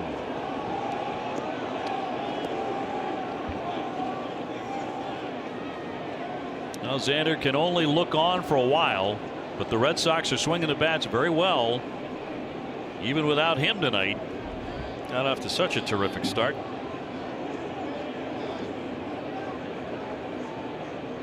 Hanley helping to pick up the slack tonight.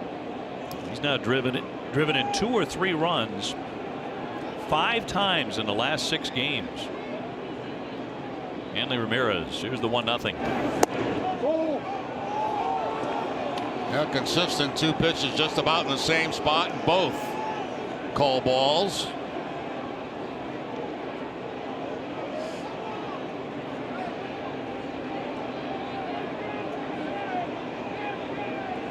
Betts at second, Benintendi at first.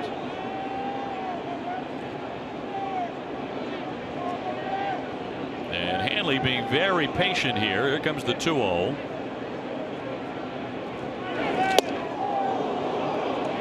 Got a changeup. Yeah, surprised him.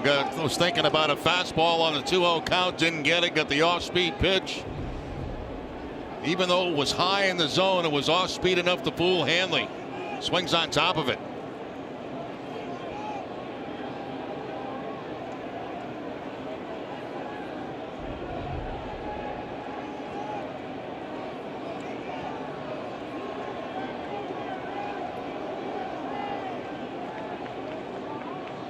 And Canley with a 2-1 offering. Tried the outside, came up empty there at 93, and now it's 3-1. And now the question is to go back to the changeup on the 3-1 count. It's got to be in the back of Hanley's mind. And can you look for a changeup? You don't usually do that, but they've been doing it all night long.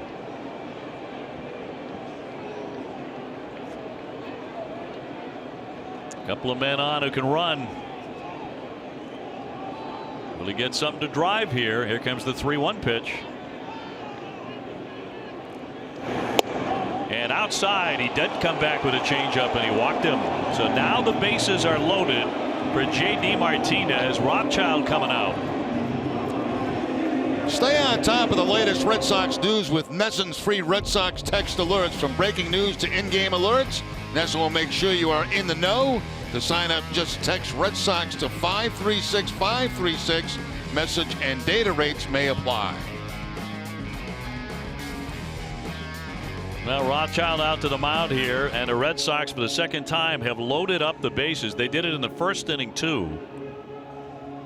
And Martinez has had a quiet night. It's been a quiet start for him.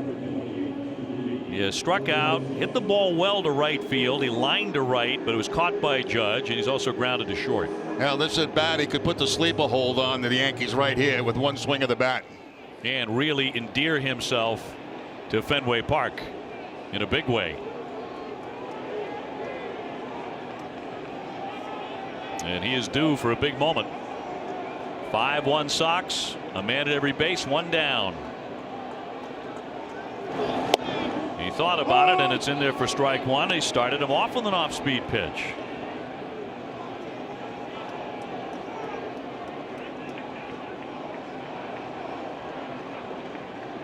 Again, Martinez hit 3 grand slams last season alone.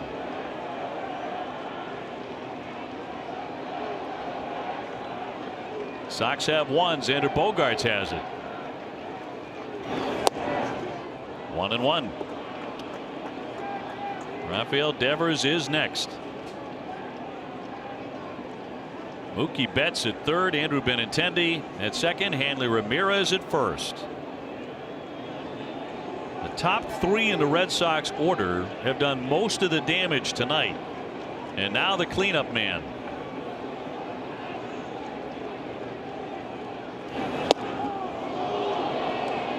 There's that changeup again. He loves it, doesn't he? He's not afraid to throw that pitch anytime.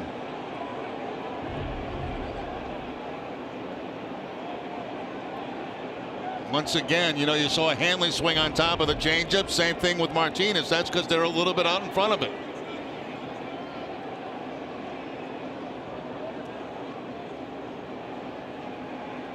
Canley with a 1-2. Fouled off the catcher. Romine couldn't handle that. And Martinez is still alive and kicking. And just barely fouling off the changeup that time. It's going to be called a strike probably if he doesn't make contact on it. Right at the bottom of the strike zone. And gets a piece of Romine behind the plate.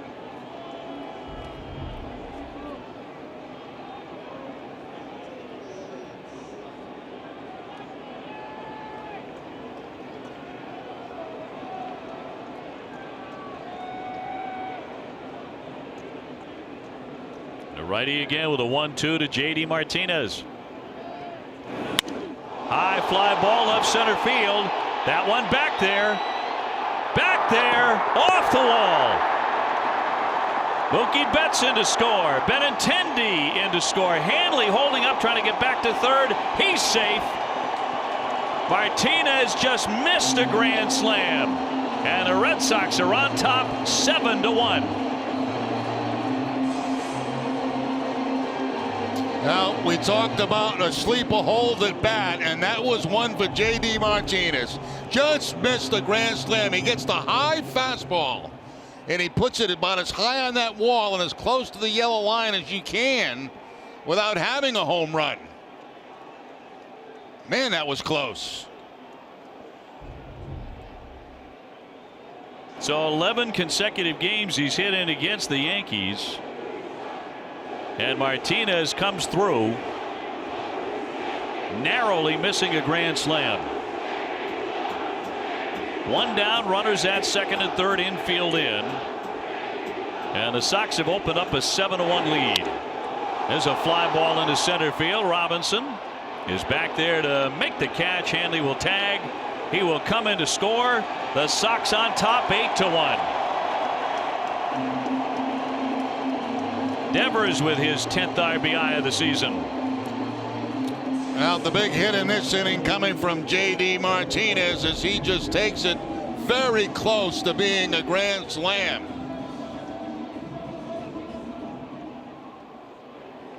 Bouncing off the wall, bouncing back in the play, but drives in 2 runs. Devers fouls with a sacrifice fly deep to center field. This game has really opened up.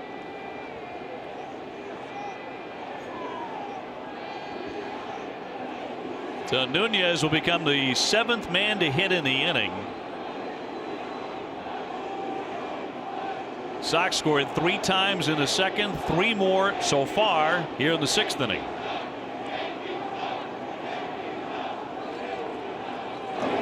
And he'll take a high fastball for ball 1. Jason Shreve, the left-hander, starting to throw in the Yankee bullpen.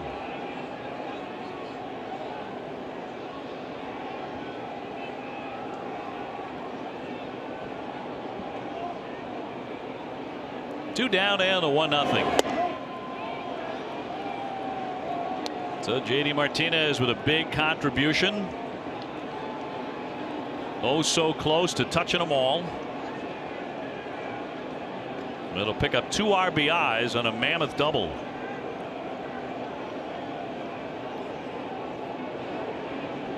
Eight runs, 10 hits for Boston in game 1 against New York. And it's 3-0. Nunez trying to run his hitting streak to 6 in a row. And the question is, will he get the green light 3-0? Everybody else does.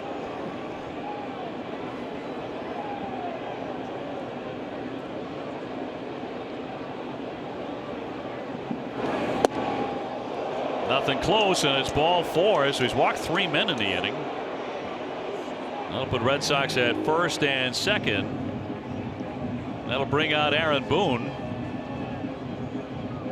He'll make a move to the bullpen here with Jackie Bradley coming up. He wants the lefty. So the Red Sox open up a 7-run advantage against the Yankees. Another bullpen move. And we'll be back here at Fenway with more in just a moment.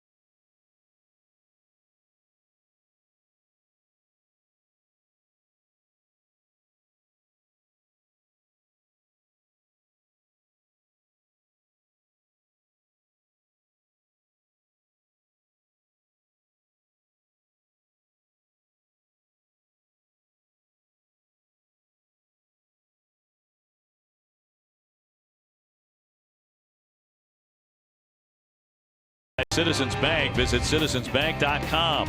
Geico. 15 minutes could save you 15% on car insurance.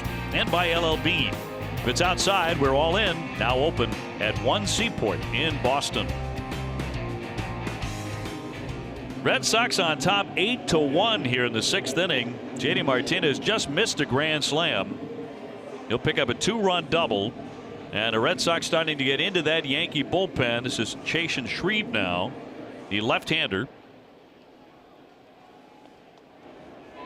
Hopeful. 161-1. That'd be quite a story, wouldn't it?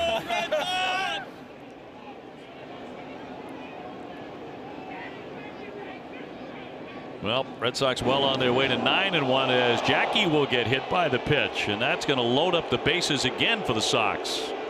Nowhere to hide on that one.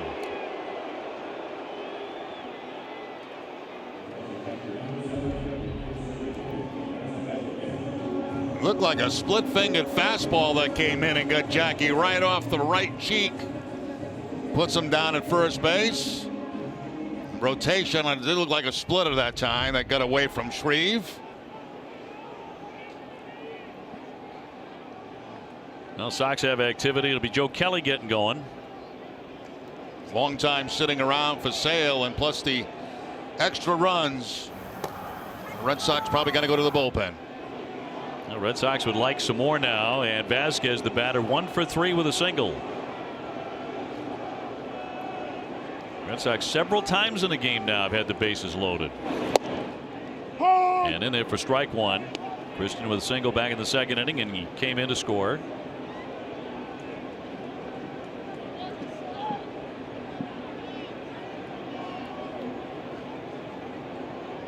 Red Sox knocking Severino, the Yankees ace, out of the game after 5 innings. And now damage to the bullpen. And the 0-1. Ground ball to third, off the glove. Vanderhart cannot make the play. Another run is in, and they're reloaded. 9-1 Boston. You know, we told you when we were giving the defense, the Yankees have not been playing good defense, and here's a good example right there. That should have been the end of the inning. Instead, another run comes across. Now there's Vanderhart well off the bag, but he takes like a little tiny step in between. It's right there, and it's all that. I mean, that ball's got to be caught, and it's got to be the last out of the inning. Instead, the Red Sox get a break, add on. So here's Brock Holt, who started the inning with a ground out, although he hit the ball pretty well. That will be an E5, no RBI. But another run across, and the Sox are now up by 8. And Brock batting for the second time here in the 6th inning.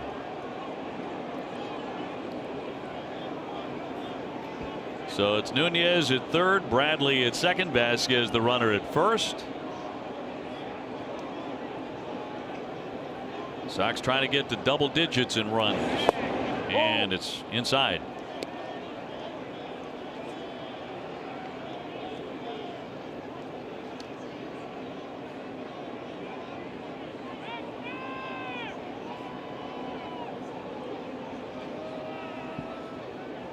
Alex Cora right back in the rivalry. Talked about it a lot in the pregame today. And he also had a very refreshing commentary. Somebody asked him about why J.D. Martinez, after the Red Sox had rallied and took the lead at the end of the game the other day against Tampa Bay, why J.D. didn't come out of the game. Alex said, because the manager got too excited and he forgot. I think we all did. Yeah. But he put it right back on him. Isn't that refreshing to hear? You know, it was such a strange game, and the way the Red Sox were coming back in that game. The last thing, all you were thinking about is closing it out. You weren't thinking about defensive changes. Not at all. I like that look too that Alex is going tonight. The baseball cap with the the other thing on top of it.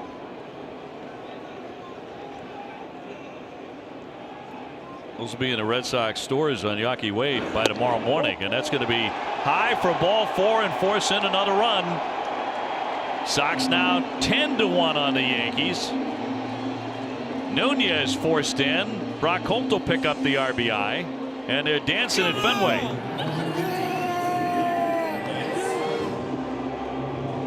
So the Red Sox running away with game 1. Reloaded now for Mookie Betts. Mookie has not made an out. 2 doubles, a single, a walk. 4 runs tonight. And they're all filled up again with 2 down. He's a career .342 with the bases loaded, by the way, and he'll take ball 1.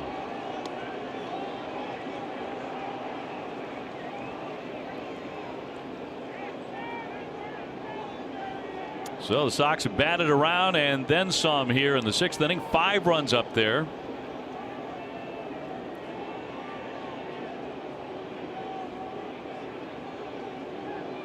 And a 1-0 from the lefty. He fires in a strike. Mookie, the 11th man to hit in the 6th. Benintendi on deck. Trips. Bradley, Vasquez, Holt.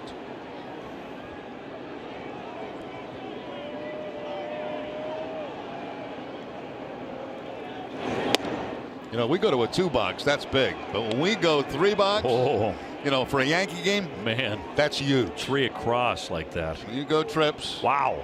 This is a big game. You go trips. Trips is big. Or are big. It's a big deal.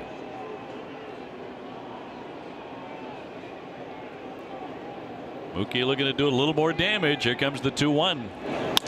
Has a shot. High and deep to left. Carrying back. It's gone. A grand slam.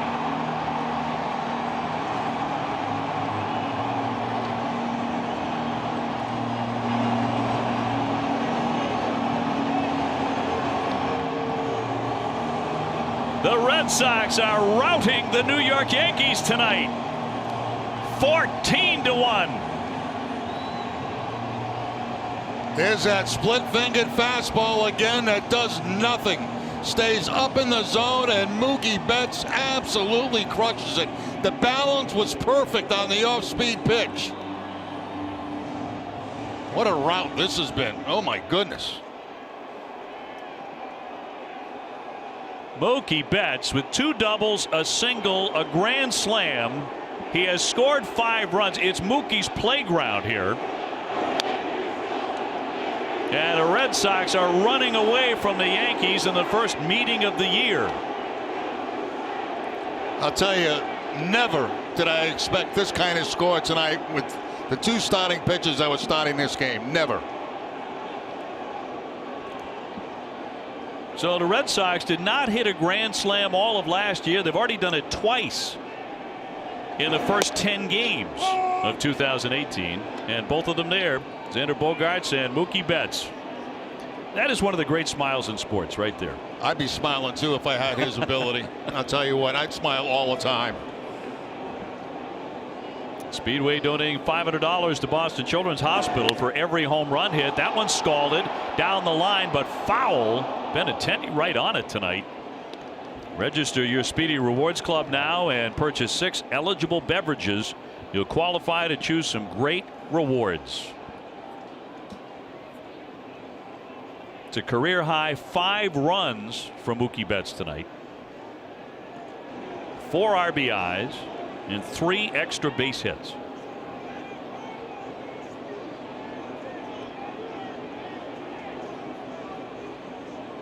$14-1 over the Yankees. You know, there was so much talk about the Red Sox schedule early and who they were beating up on. I thought to myself, why does that matter to so many people? Well, a lot of folks were saying it really begins when the Yankees come to town. And the Yankees have to play the same schedule.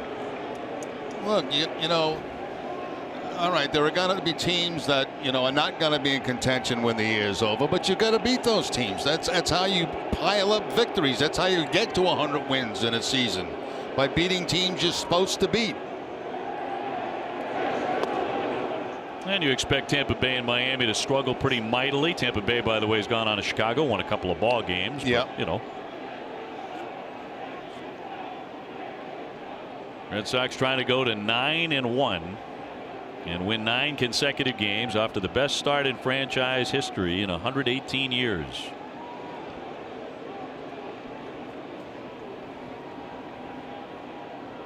And the 3-2. Walker will gobble that up and get him. But the Red Sox explode for 9 runs in the 6th inning to open it up 14-1.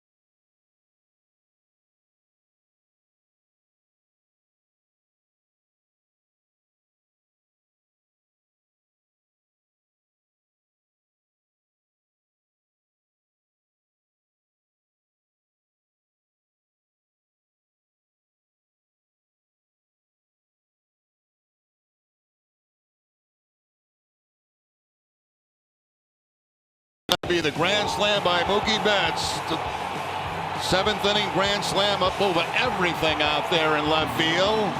Betts now has hit in 8 straight games. Big night from the leadoff spot. Old Dominion, the official freight carrier of Major League Baseball and the Red Sox. Red Sox 14 The Yankees 1. Good old-fashioned thumping here tonight in Game 1. So Joe Kelly out of the bullpen, one of a number of changes here for the Red Sox. He takes over for Chris Sale. Dueling just called up from the minor leagues with Xander Bogaerts on the DL. He goes in at short. Brock Holt moves over to second. Blake Swihart now in the ball game at first. And Kelly on for Sale, who was in line for his first win of the season. Chris went 6 innings, struck out 8, gave up just 1 run.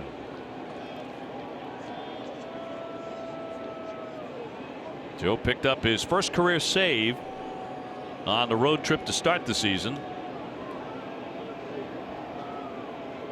Robinson is 0 for 2. He has struck out and popped up, and he'll take a ball. 14 runs on 11 hits for the Red Sox.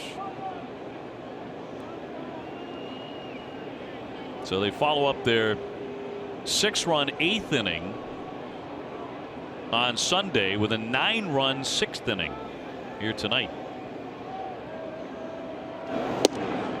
It's pounded in there at 96.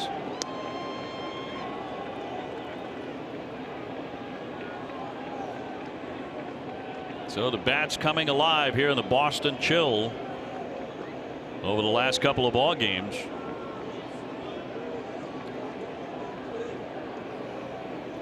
And the Sox are ahead by 13.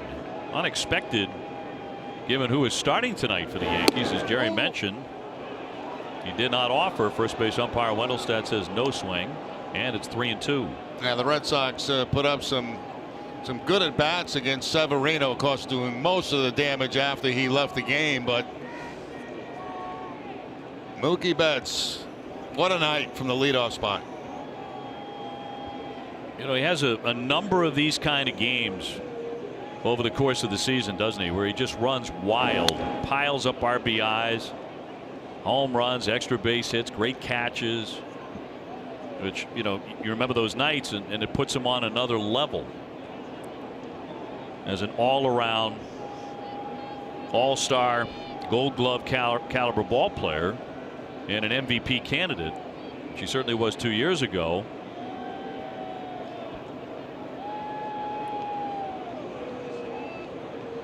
Got his second Gold Glove on Sunday. That one pulled past first base on the ground foul.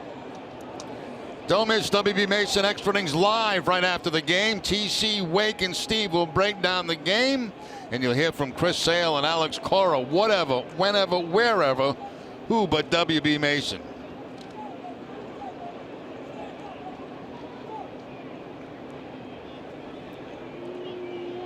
Seventh inning.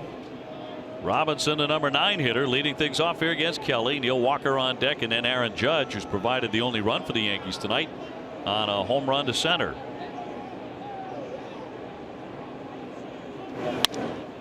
And a line drive, and Brock Holt can't get to it. A base hit the other way for Robinson, so he's on. Time now for a game break, brought to you by Jordan's, the furniture store of the Boston Red Sox. Here's TC.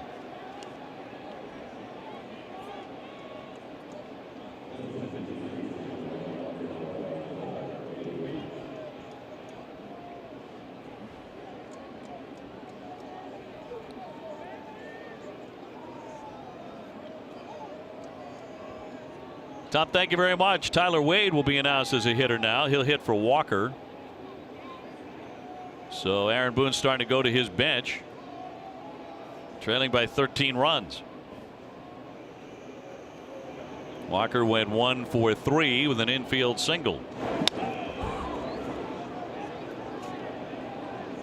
So the Red Sox get another strong starting effort. Red Sox starters came into the ball game 5-0 with a 1.70 ERA. They lead the majors in WHIP, second in ERA. Allowing 1 run in each of the first 7 games, and 1 in this one tonight. Made him dance a little bit there to get out of the way, and it's 1-1. Chris Sale, they were having trouble getting runs for him in the first couple of starts. Not the problem here tonight. Does not need much to work with, and tonight they got him 14.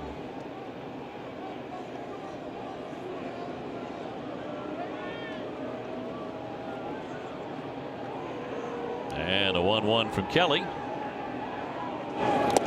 Skipped up there and backhanded by Vasquez. Well, here's Chris Sale's pitching line, brought to you by Ace Ticket. Didn't walk anybody. Par for the course for Chris. 8 strikeouts. He was probably coming back out for one more inning too, but the Red Sox obviously had that big inning. No need to bring him back out.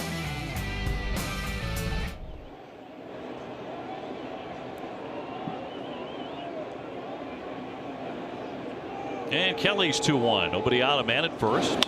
And he pokes it foul.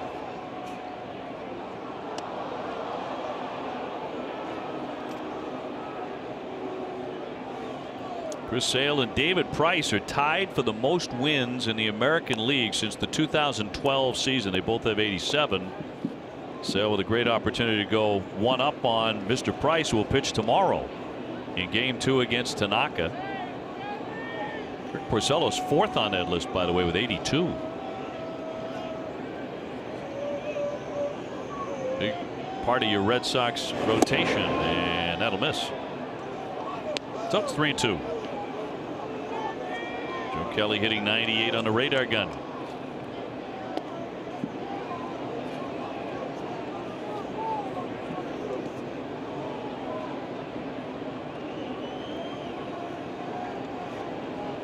Man on. Here's the 3-2 to Wade. Served over to that right side. Lynn feeds Devers. Got the out at second base. That's all they get. Rafael Devers, third baseman, making that play at second. So one away. Yeah, the old 6'5" force at second base. Right, you write that in there every day, right? Devers, I don't know if he's ever turned a double play in his life. He just wanted the force out. That was it. He's thinking about it, but no. Better to hold on to it. One gone. And that'll bring up Aaron Judge, who blasted a home run in the 5th inning. He does have 3 hits tonight, 2 singles and a home run to center.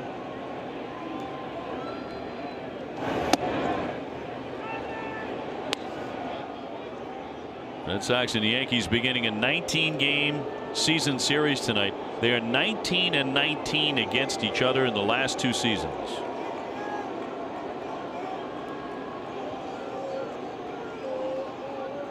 The 1-0 fouled away.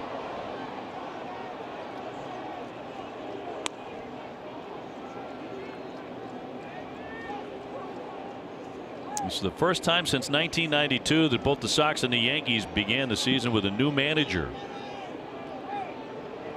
That year, Butch Hobson led the Red Sox to a 73-89 record. Buck Showalter was the manager of the Yankees. He went 76-86.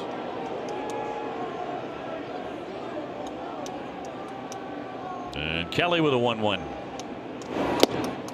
That is in there for a strike. 98 again, right at the top of the zone. Yeah, very, very top of the strike zone that time for the call strike. Pitches 2 and 3, almost the identical same spot.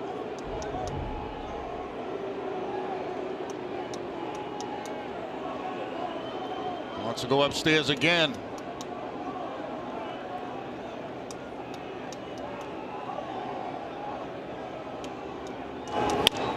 Ground ball to short. Lynn to hold one on to first. 2.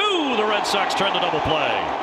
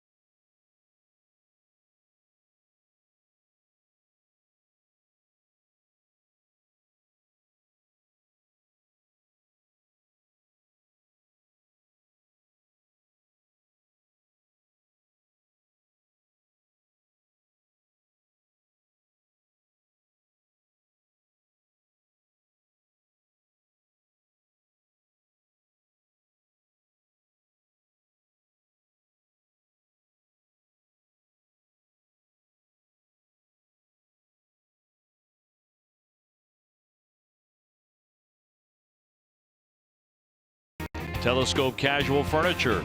For your outdoor furniture needs, take a closer look at telescopecasual.com. And by Southwest Airlines, low fares, no hidden fees. That's transparency.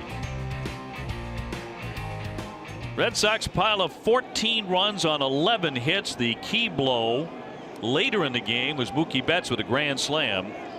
Tyler Wade will stay in and play second base. And here's Blake Swihart batting for the first time. He came on to relieve Hanley Ramirez at first. Hanley had a big night as well, again with 3 RBIs. Activity in the Red Sox bullpen. That's Brian Johnson, of course, had been starting, now working out of the bullpen. So is Velasquez.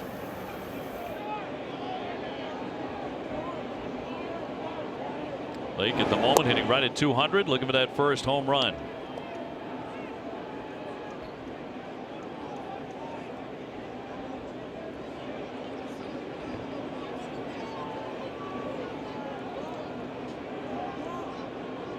So it has been a while for the Red Sox to pile up this many runs against the Yankees, and they do it in their first meeting. You figure on a night, Jerry, where it's 39 degrees at the outset, wind chills much lower than that, and you have Severino and Sale going toe to toe. You don't expect a high scoring game, do you? I figured, 2-1 maybe. Yeah. Maybe. More likely 1-0. Cut on and missed for strike 3. So 1 out in Red Sox 7th inning. For every Red Sox hit in April, Echo Store Technologies donates $50 to the Greg Hill Foundation, responding immediately to improve the lives of families touched by tragedy. You can learn more at echostore.com. Echo Store Technologies, your data center solutions provider. Looks more like a football crowd here tonight at Fenway Park.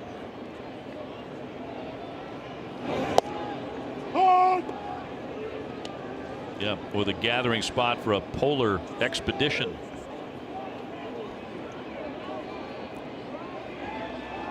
You know who never misses the opportunity to dress properly in weather like this, and that is certainly Garen Austin, and she's done it again. Yeah, she's got the boots on again tonight. She's hiding. She's hiding. There she is. What are you hiding from, Garen? It's a little tight in here, guys, so I gotta do a lot of maneuvering. I hear you. But it is Red Sox Yankees, right? That's right.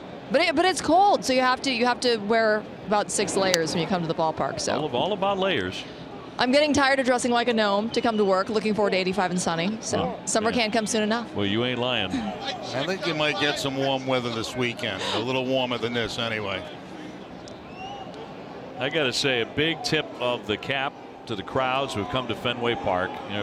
Sox have been averaging about 33, a little over 33,000 per game. Swung on and missed. And Martinez goes down. JD, last time up, just missed a grand slam. Had a towering 2-run double. Huge hit there in the 6th inning. But to see the folks come out the way they have, 32, 33,000 per game is very impressive, because it's not happening everywhere in baseball. Trust me. No, and you know what a good example of it was, after opening day, you still had very good crowds with Tampa Bay in town and very cool temperatures. Yep. And a lot of times that second game of the season, the crowd really dips quite a bit. That was not the case here at Fenway Park. It's just another example of what a great baseball town this is. And so no matter what the temperatures are, they come back to Fenway year after year after year. We certainly look forward to seeing you, many of you, when it's a little bit warmer. Evers hitting .303 with a homer and 10 runs batted in. This is kind of an emerging story here. I think very quietly for the Red Sox, that this young man is averaging an RBI a game early on. Getting his hits, driving and runs, sacrifice fly in the 6th inning. He ropes that one down the line, quickly foul. I'll tell you, that ball down and in. If it's straight, he can clean it out. Watch the location of this pitch where it is. Again, it's that split-fingered fastball. You see that weird rotation on it. And that's a ball right there that Devers can really hit hard. Shreve with a pitch cut on and missed. He struck him out. Red Sox go in order.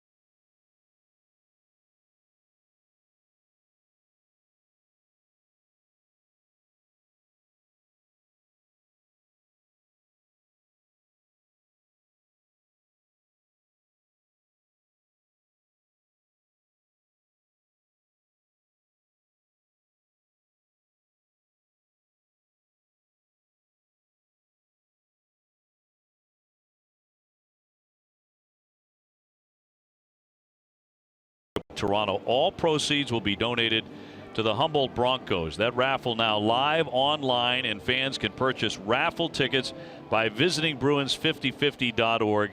Enjoying the sports world and supporting this small Saskatchewan town during a very, very difficult time. Giancarlo Stanton 1-for-3 with a base hit leading off the 8th inning. The Red Sox rolling tonight over the New York Yankees 14-1. Another great night for Mookie Betts against the Yankees, and also Hanley Ramirez, and also Andrew Benintendi, And also J.D. Martinez. And Chris Sale, just to name a few.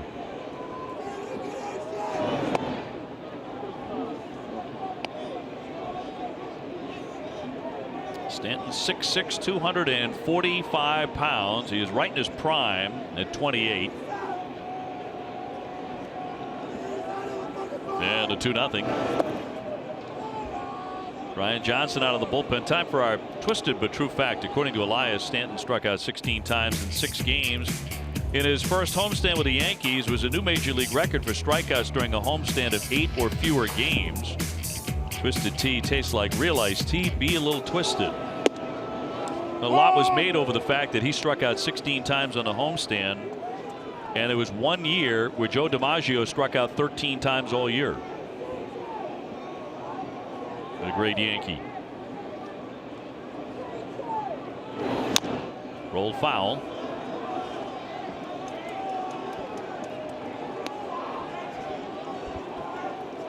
Red Sox blowing up for a 9-run 6th inning, the most runs by the Red Sox in an inning against the Yankees since May 31st, 1998.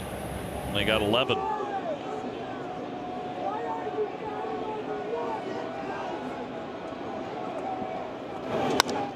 Line shot.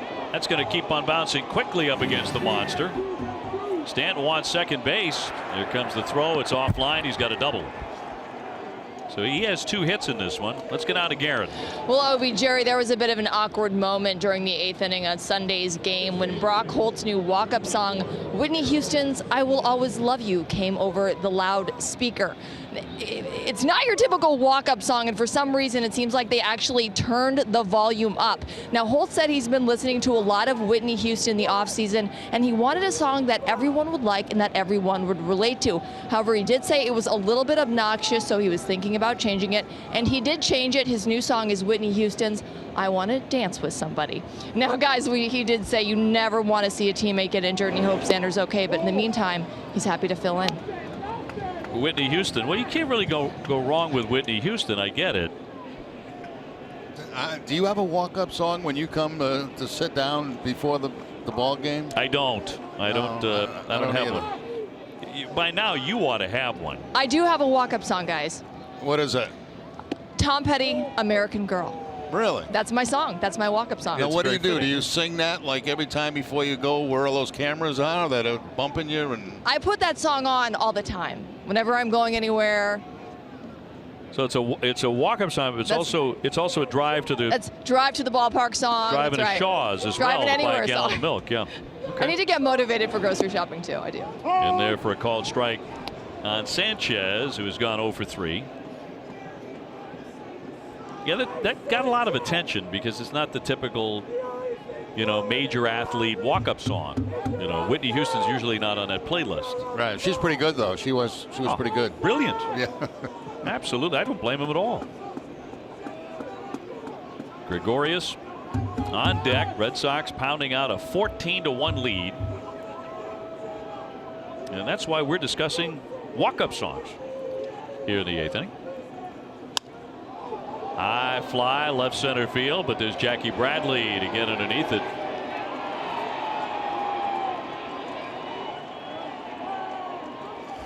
tomorrow at 6:30, don't miss Red Sox Game Day Live, presented by DCU. TC, Wake, and Steve will preview tomorrow's pitching matchup between Tanaka and David Price. DCU, Digital Federal Credit Union. What can DCU save you? I think if I had a walk-up song when I was playing, it probably would have been Golden Slumbers, because I just put everybody to sleep with my at-bats. I would have thought maybe something from the Beatles catalog for you for sure. Yeah, Golden Slumbers is from that. Oh, yeah. But something maybe that we all recognize. You know, something like Obla Di, Obla Da. Yeah. Life Goes On. Yeah. And a little bit low for ball one. Yeah, I mean, a really popular, because that was not a big hit for the Beatles. Now, who would have thought, you know, in the first Yankee Red Sox game of the season, we'd be talking about walk-up songs for the two announcers. Right. In the 8th inning. Yeah. That is the case. Red Sox getting 9 runs in the 6th to run away and hide in this one. Gregorius is gone 2 for 3 with a pair of singles. Brian Johnson out of the pen here tonight and popped him up. Zue Lin behind the bag, and he's got it for the second out. I wondered, I already took credit for the seats, the monster seats. What else could I invent? You know, maybe I invented the airplane and I don't even know it. You know. Yeah, I invented whiteout. Actually, Manny Ramirez kept whiteout in business, because whiteout was going out of business till Manny came to the Red Sox, because you never knew if Manny was going to be in the lineup or not. You know, his name would be in the lineup, then he'd be out of it, and then be in it, and out of it. Looks like he's got a bloody nose going for him right now. This weather causes some crazy stuff. That's what's going on there. Runner at second base. So I guess, you know, that's an injury visit. Alex Cora coming out to see if Johnson can continue. Nobody throwing in the bullpen right now for the Red Sox.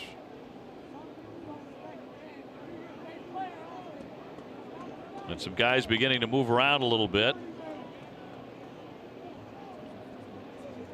You know, we could get to the bottom of the issue, the question of whether or not you were the man who suggested the monster seats. Because I think it would look great in your bio if in fact it's true. I think all we really got to do is get a message to Larry Lucchino and find out if he was watching the night you suggested that when the Sox were in Seattle. Well, like I said, I mean, you know, it did come out of my mouth. I remember that. There's probably tape of it at Nesson, and all of a sudden I know that the chatter started about putting seats above the Green Monster. I just thought that'd be a great idea. It was brilliant.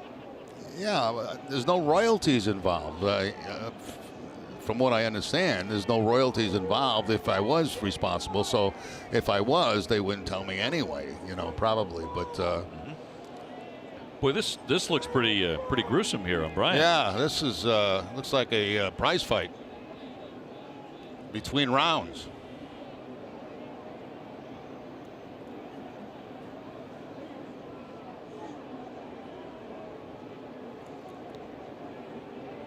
Now you look back at that 6th inning where the Red Sox piled up 9 runs. You realize they only had 3 hits in the inning? Yeah, that's all I needed. They were big ones. Well, the Sox kept up the loading of the bases, which have done several times here tonight. Grand slam by Mookie Betts, but also a mammoth double by J.D. Martinez.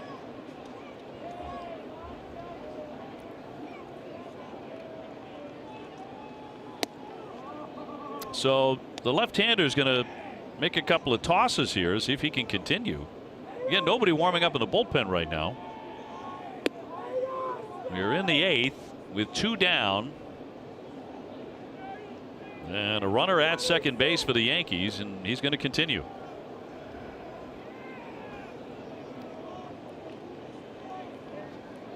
$14 runs, 11 hits for Boston. A run, 10 hits for the Yankees. They've made the only 2 errors in the game.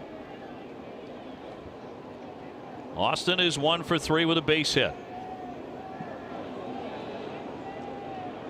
Setting up for a Chris Sale victory here tonight at Fenway, and the crowd beginning to thin out, trying to get home and get warm. Lofted into right, Mookie Betts right there, and that will be out number 3.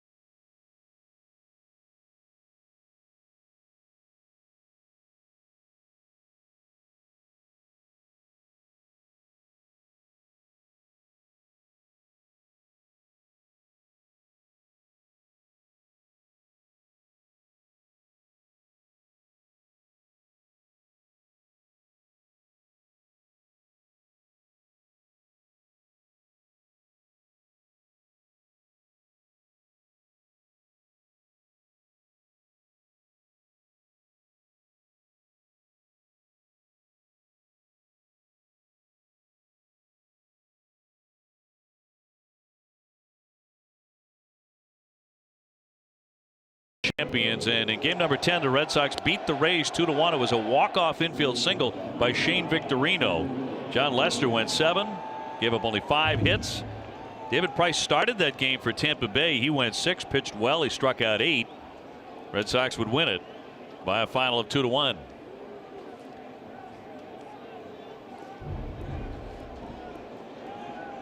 Sox up huge here over the Yankees here in their first meeting of the season, 14-1. Wade will remain in the game now to play center field. Robinson moving over to left. And Luis Cessa is the new pitcher. Right-hander from Mexico, 25 years old. He was with the Yankees last season, went 0-3 in 10 appearances. Ronald Torreyes at second base. Everybody bundled up against the chill.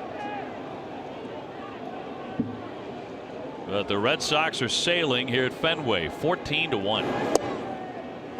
Been a great night for the offense, great night all around for Boston. Zue Lin batting for the first time. Just called up to take Xander Bogaerts' spot on the roster. Xander on the disabled list and hoping he gets back soon. Chance it could be 10 to 14 days. But we shall see. And tonight they have filled in admirably with the bats, although he has been the hottest Red Sox bat. Tonight Mookie Betts with a grand slam in the 7th inning. He scored 5 runs. Benintendi with a 2-run triple early against Severino and then added a double. Hanley Ramirez drove in 3 runs. JD Martinez 2. And a swing and a miss by Lynn. He goes down hacking, 1 away. I was talking earlier today to Dustin Pedroia, who was getting ready to make a move down to Fort Myers for about 3 weeks, and he's going to amp up his rehab down there in the warm weather. He's going to start off by doing like simulated game situations where, you know, he'll run the bases. Someday he'll play defense. You know, he'll get some at bats and then try to ramp it up where he gets in games and gets some more at bats. So he's planning on 3 weeks in Fort Myers, and he's feeling good. I mean, he was very optimistic about things, and so we'll see exactly where they stand after 3 weeks with Pedroia. And Red Sox have been targeting a May return for Pedroia. Sending a member of the medical staff down there with him to keep him in check. I think that's a wise move. Big swing and a miss by Jackie Bradley. 138, no homers or RBIs, but tonight a base hit, and he's been hit by a pitch and scored a run. Part of that 9-run 6th inning, he got drilled and later would score. To the second baseman. And Torreyes up and over for the second out here in the 8th. Tomorrow at 6, don't miss Red Sox first pitch presented by Joseph Abboud, available at Men's Warehouse. TC Wake and Steve will be joined by Red Sox President and CEO Sam Kennedy live on Yorkie Way. I'll bet Sam Kennedy knows the answer as to whether or not you deserve credit for the monster seats. I bet he does. I'm going to get ripped for this because, you know, but let's put it this way. I know I mentioned it. It's on tape. So just whether they heard it or not, I don't know. I'm just keeping it going. I really would love to know. You know, I'm a history buff. So. Vasquez goes the other way, but a line drive caught to retire the side. We go to the 9th. Red Sox up 14-1.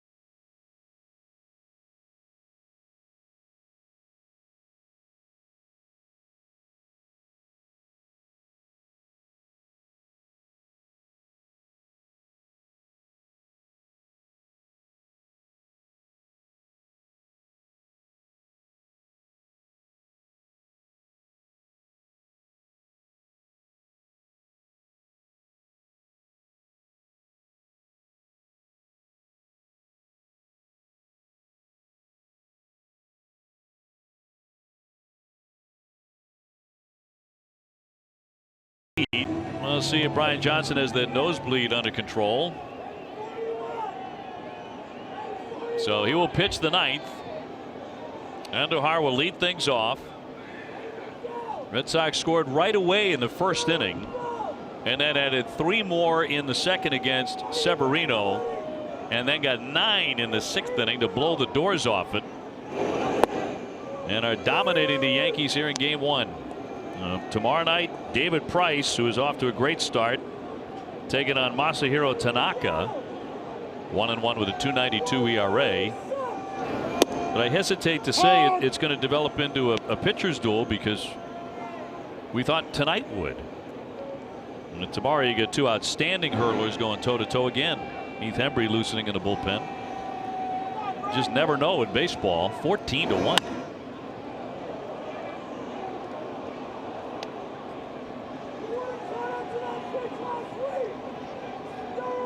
Red Sox trying to make it 9 consecutive wins.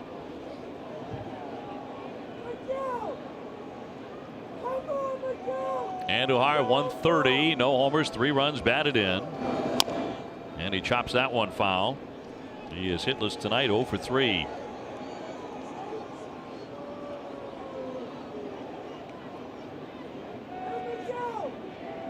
So Red Sox had a 5-1 lead going into that bottom of the 6th inning. It was still very much a ball game.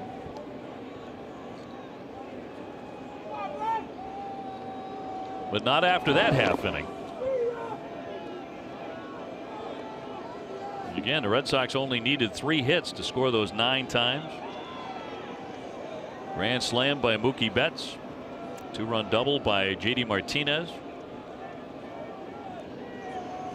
Walks, errors, hit batsmen, and the Red Sox took full advantage.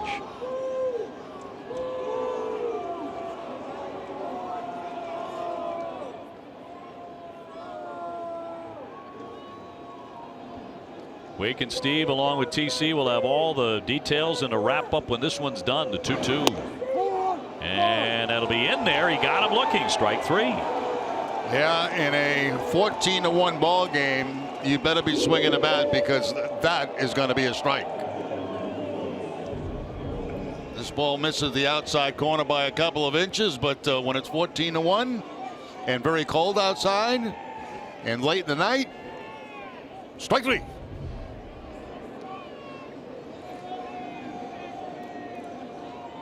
Austin Romine will climb in. He's gone hitless, 0 for 3. The only run the Yankees have is an Aaron Judge home run in the 5th inning. That's it. Across for a called strike. 1-1. We are in the 9th. So Red Sox victory would put Boston at 9-1. Would drop the Yankees under 500 at 5-6.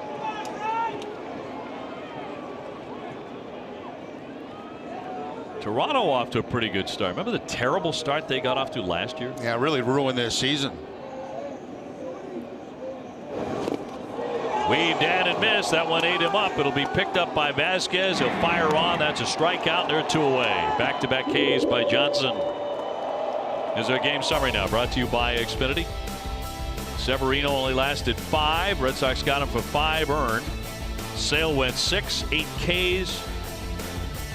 Looks like he's going to win the ball game. Benintendi 2 for 3. Mookie Betts 4 for 4 with a grand slam. And a career high 5 runs for Mookie Betts. Benintendi looked great in the box. That one ripped down the line, and a foul ball off the bat of Shane Robinson.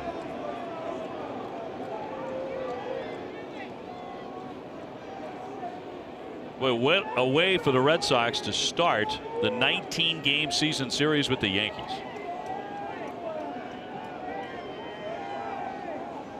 They drilled them. Game 2 coming up tomorrow night at 7:10. And a reminder that Thursday, Game 3 of this series will be on NESN Plus, with the Bruins in playoff action on NESN against Toronto.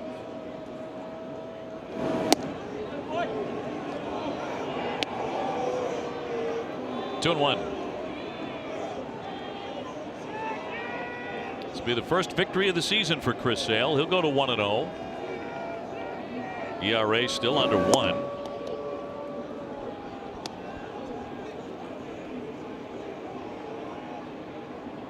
And just a terrific night all the way around for the Red Sox. Not so much for that man and the Yankees. And that'll be ball 4. So Robinson's on with 2 down.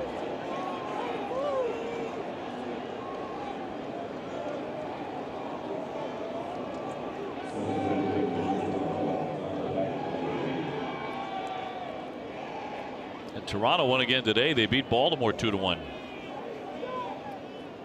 Blue Jays have been tough early. Angels winning big in their game. They're playing great baseball, as you talked about earlier. 9-1. They lead the Rangers in the, was that the 5th inning? Yeah. If they win that game and they're well on their way, they would improve to 9-3. Yeah. Red Sox will see them very soon in Southern California. Tyler Wade here. Johnson trying to make him the last man. That one fouled off the umpire, Larry Vanover. That knocked him back a little bit right there. Vasquez checking with him right away. Now he's checking his mask. He's ready to go. Took a pretty good shot right here. Down around the chin area. Vasquez immediately showing concern. The 1-1 in there for a strike. 1-2. So the remaining crowd rising up now around Fenway. They have been delighted by what they have seen tonight. Another cold and very successful night for the Red Sox. A 1-2 and outside.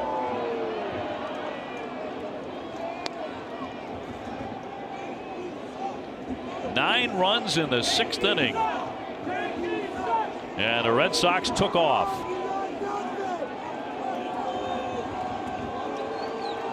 And a 2-2 from the lefty.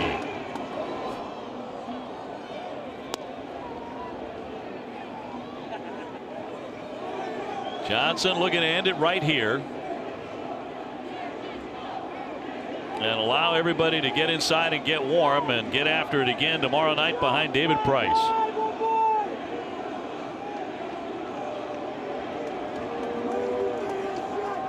The 2-2.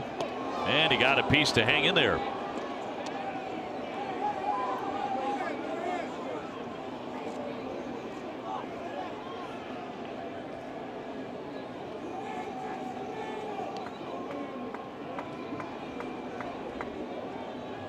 One more strike to get. And the 2-2 to Wade.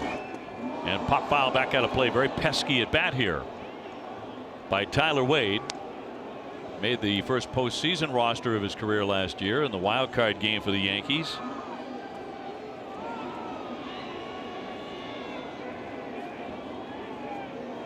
The Red Sox continue to roll.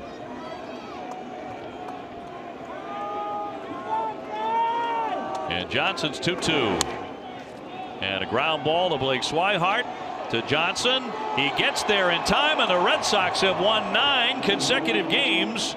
And they thumped the Yankees here in the first meeting of 2018, 14-1. They run away and hide from the New York Yankees.